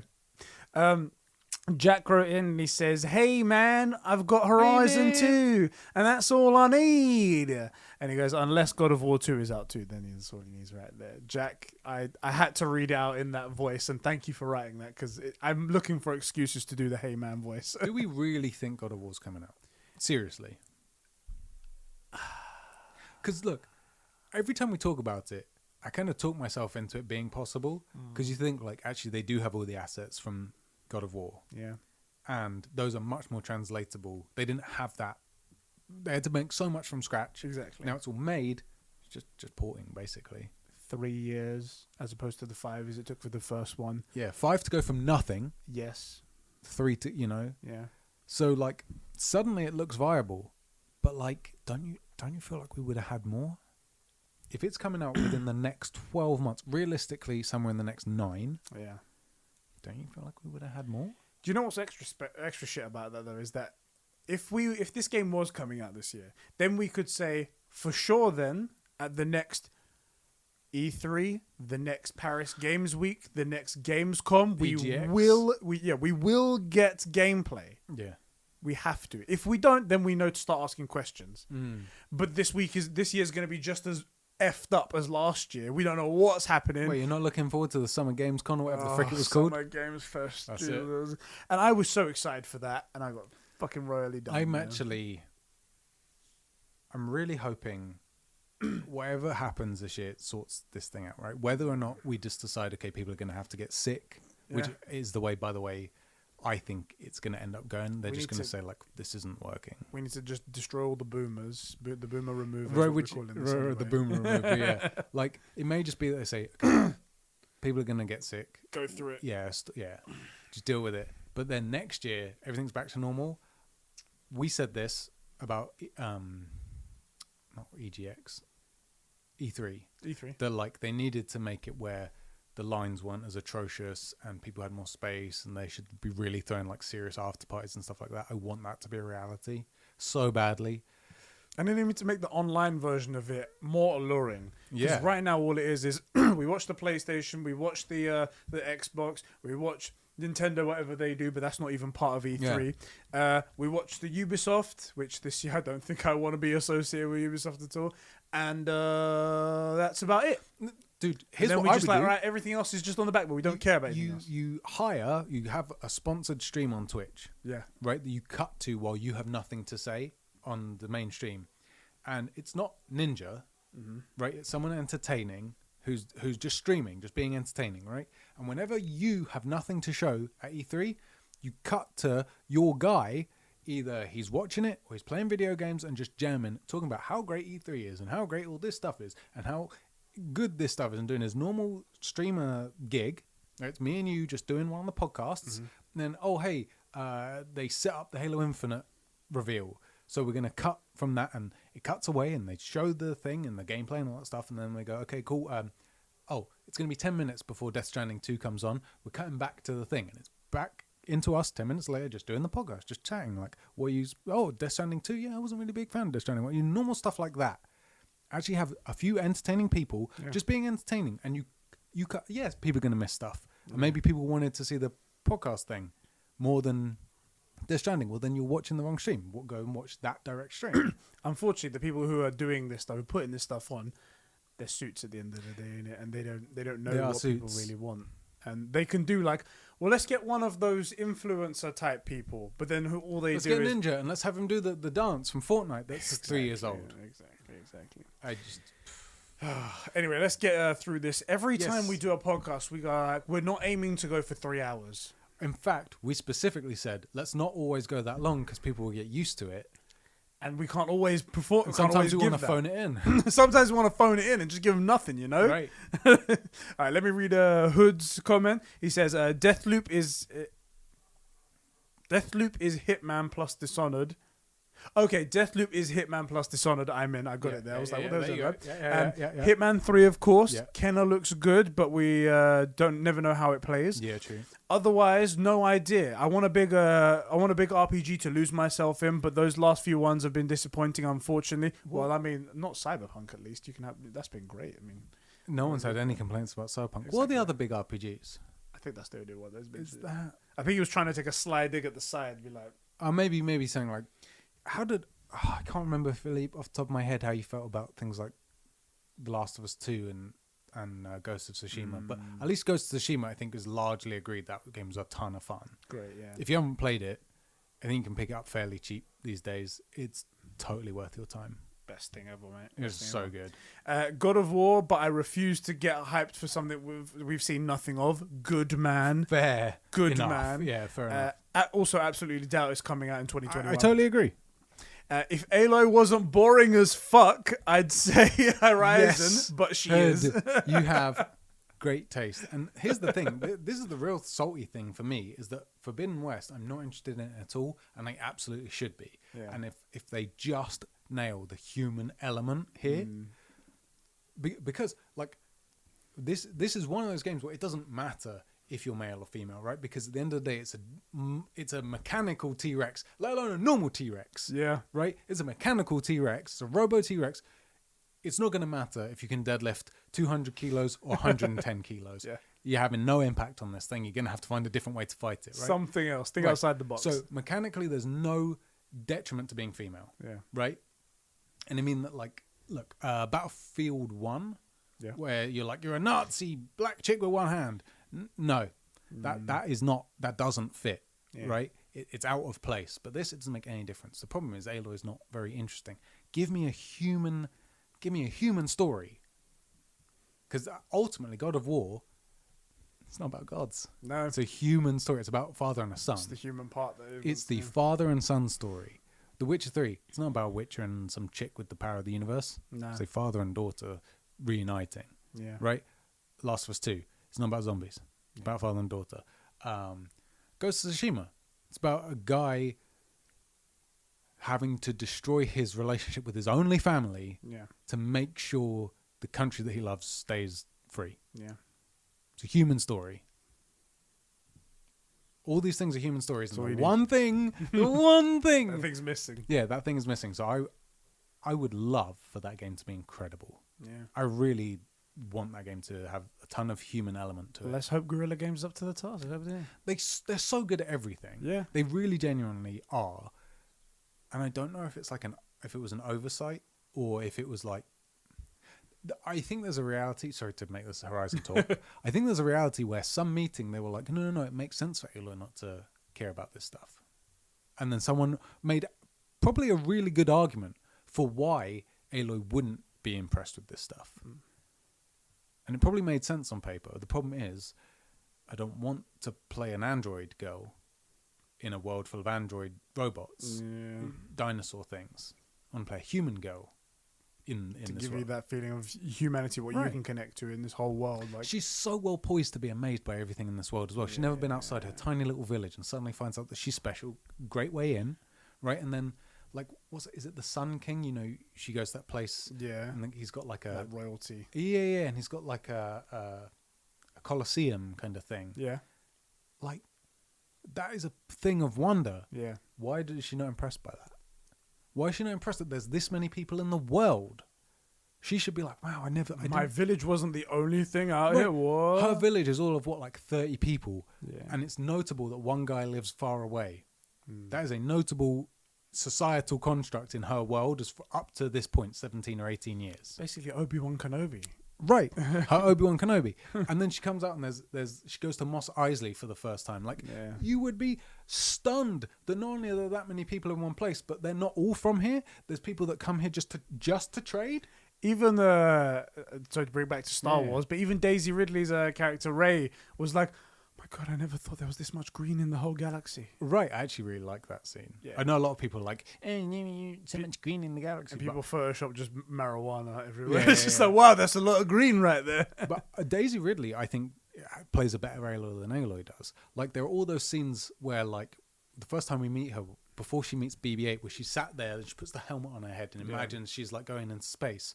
I found that really compelling for Rey. I did as well, and she is like amazed by everything as well, everything that happens, because it's the first time she's seeing it.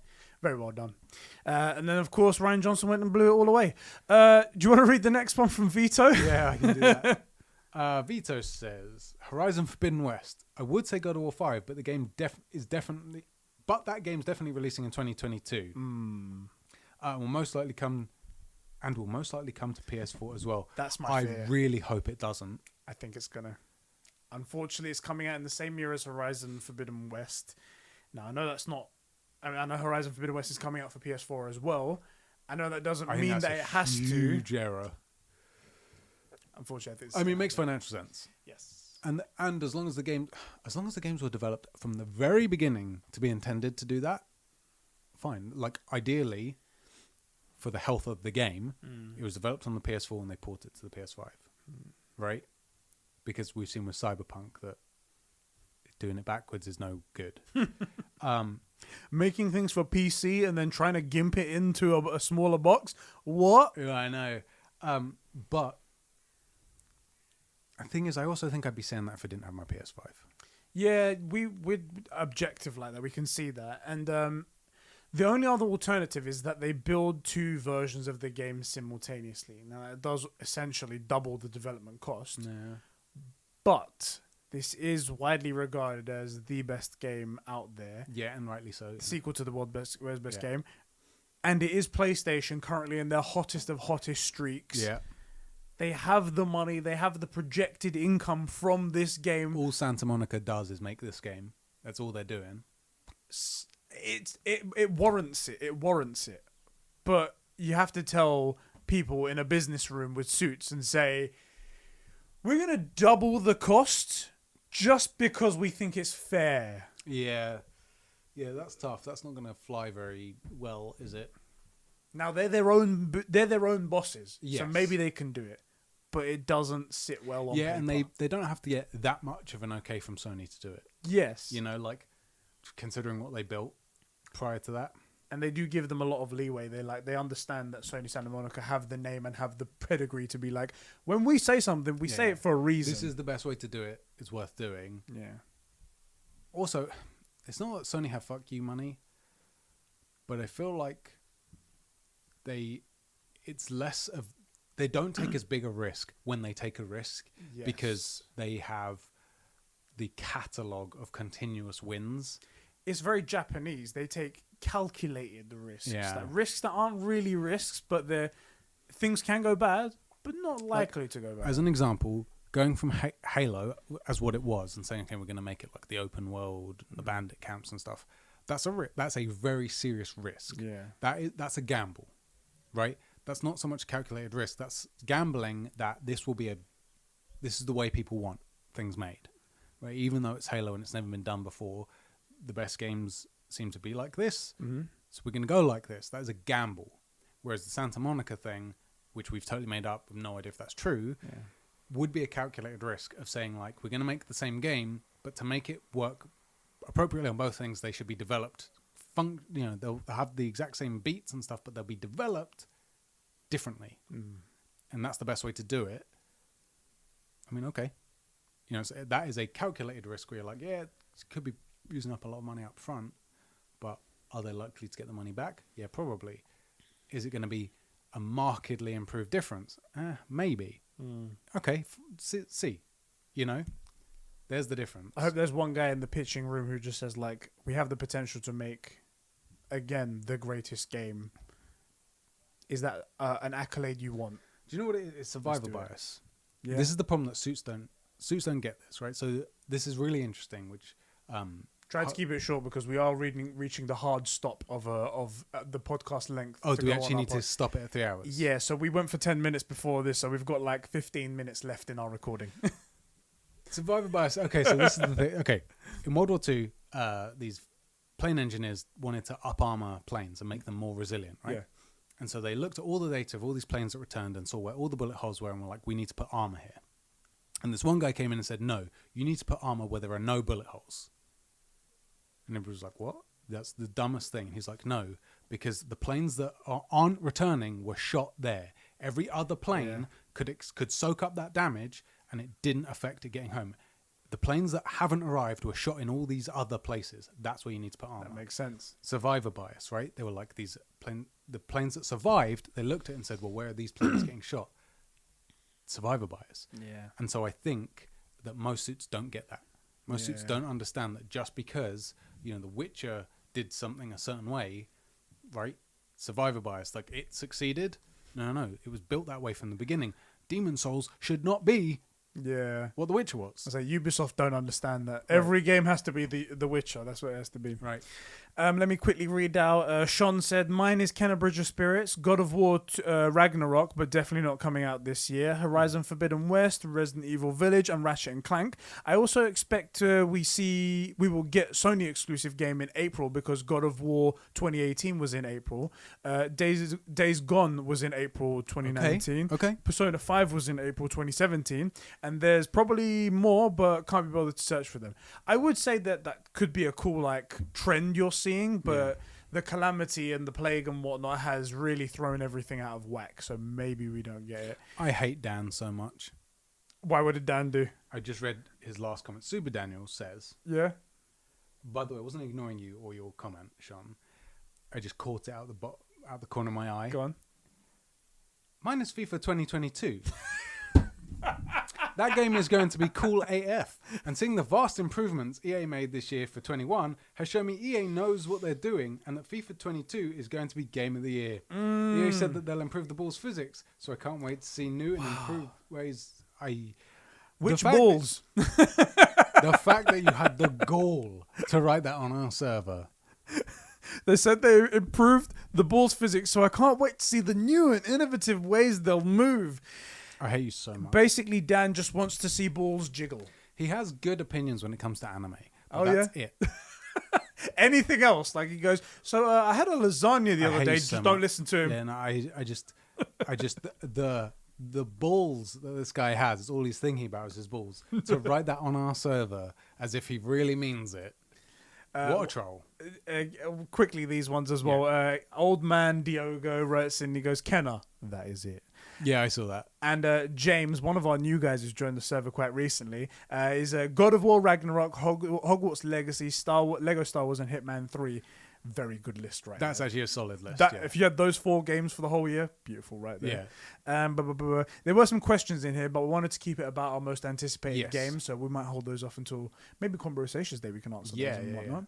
That would be a fun little section. I think that would be actually. And I think we've actually nailed it. We've actually managed to get through everything in time for the cutoff. Only a 3-hour podcast. It's fine. We aimed for 3 hours all along, didn't we? Planned. That's how we did it right there. At one point, people are going to be like, you just don't respect our time. That's what it is. I don't have 3 hours to listen to your bullshit. Because we carve out the day for this. Yes. So as far as we're concerned, you've got a spare day. Exactly. Right. Anyway, guys, thank you. If you want to make this podcast shorter, you can go over and make that demand at the Super Bro tier on patreon.com/conversations. Let us know about feedback. The feedback they sent us, by the way, on that I did the survey. Everyone was amazing. They said really great things. I saw a few things, yeah. They had very great critiques as well, and I love that for that one. I actually need to check that stuff, yeah. We put into this, they said that we put the Super Bro and the True Game a bit too close together. This one, we stretched it out there. Thank you very much for saying that. Great stuff. You guys were fantastic. The problem is they like our stuff, which neither of us were expecting. Yeah. And so when they're like, oh yeah, do a podcast, that's great. Shit. Damn it. What are we supposed to do with that? What are we supposed to do with that? Anyway, guys, thank you all for tuning in to another episode, the first episode of 2021. Starting off with a banger. Hopefully this year will be much better than last year. A bit of a ramble, but it's more of a conversation episode anyway. Exactly. That's what we were aiming for right there. Will be, as we said, Conbrosations Day next week, so there won't be a True Gamer podcast. It will just be that because we'll be live streaming the entire day. You've got whole day. Yeah. Exactly. So no time for you to watch another podcast. Let me know, actually, we now have the 2 new mics. Yes, we do. If you've noticed a difference in the audio, which please. Realistically, if we did it right, you probably don't notice, but we do. Yeah. Because it's kind of more for us than it is for you. We're so stupid. They were like, I didn't care. Why did you spend the money? Yeah, this was a waste. So join us for Conbrosations Day. Thank you all for supporting us so much here on all of our places we are. And look out for those cool announcements coming in exactly one week. And just so you know, although we make the joke, it is good for us to spend this amount of money so that your $3 Samsung headphones can be pushed way above their max in quality. I was going to say, someone's listening on their crappy laptop speakers, and I want someone to tell me who's listening on their laptop. Please do. I really want to know. And I want to be flooded with a message, be like, yeah, I'm on it makes no difference. My HP Invent laptop, from whatever 2011, yes.